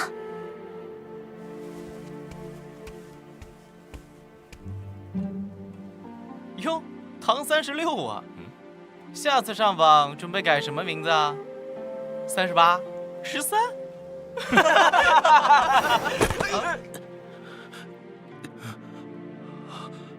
哲秀，你别生气了，我喝药就是了。我不吃，如果我昏过去了，谁来给你指路呢？你觉得我是男子好还是女子好？醒醒，狼崽子！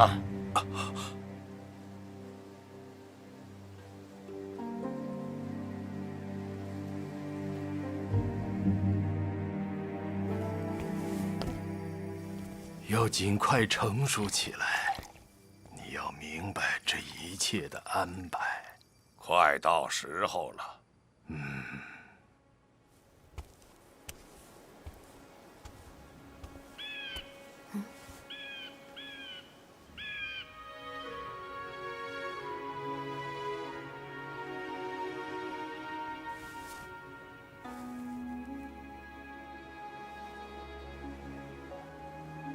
虚生，很好，那你带着我走，不准丢下我。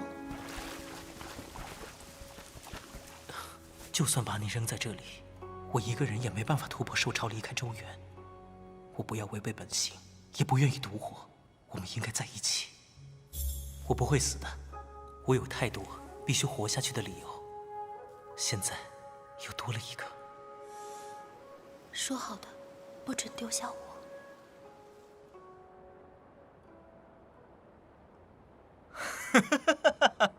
盛宴已经开始，如何能够提前离席？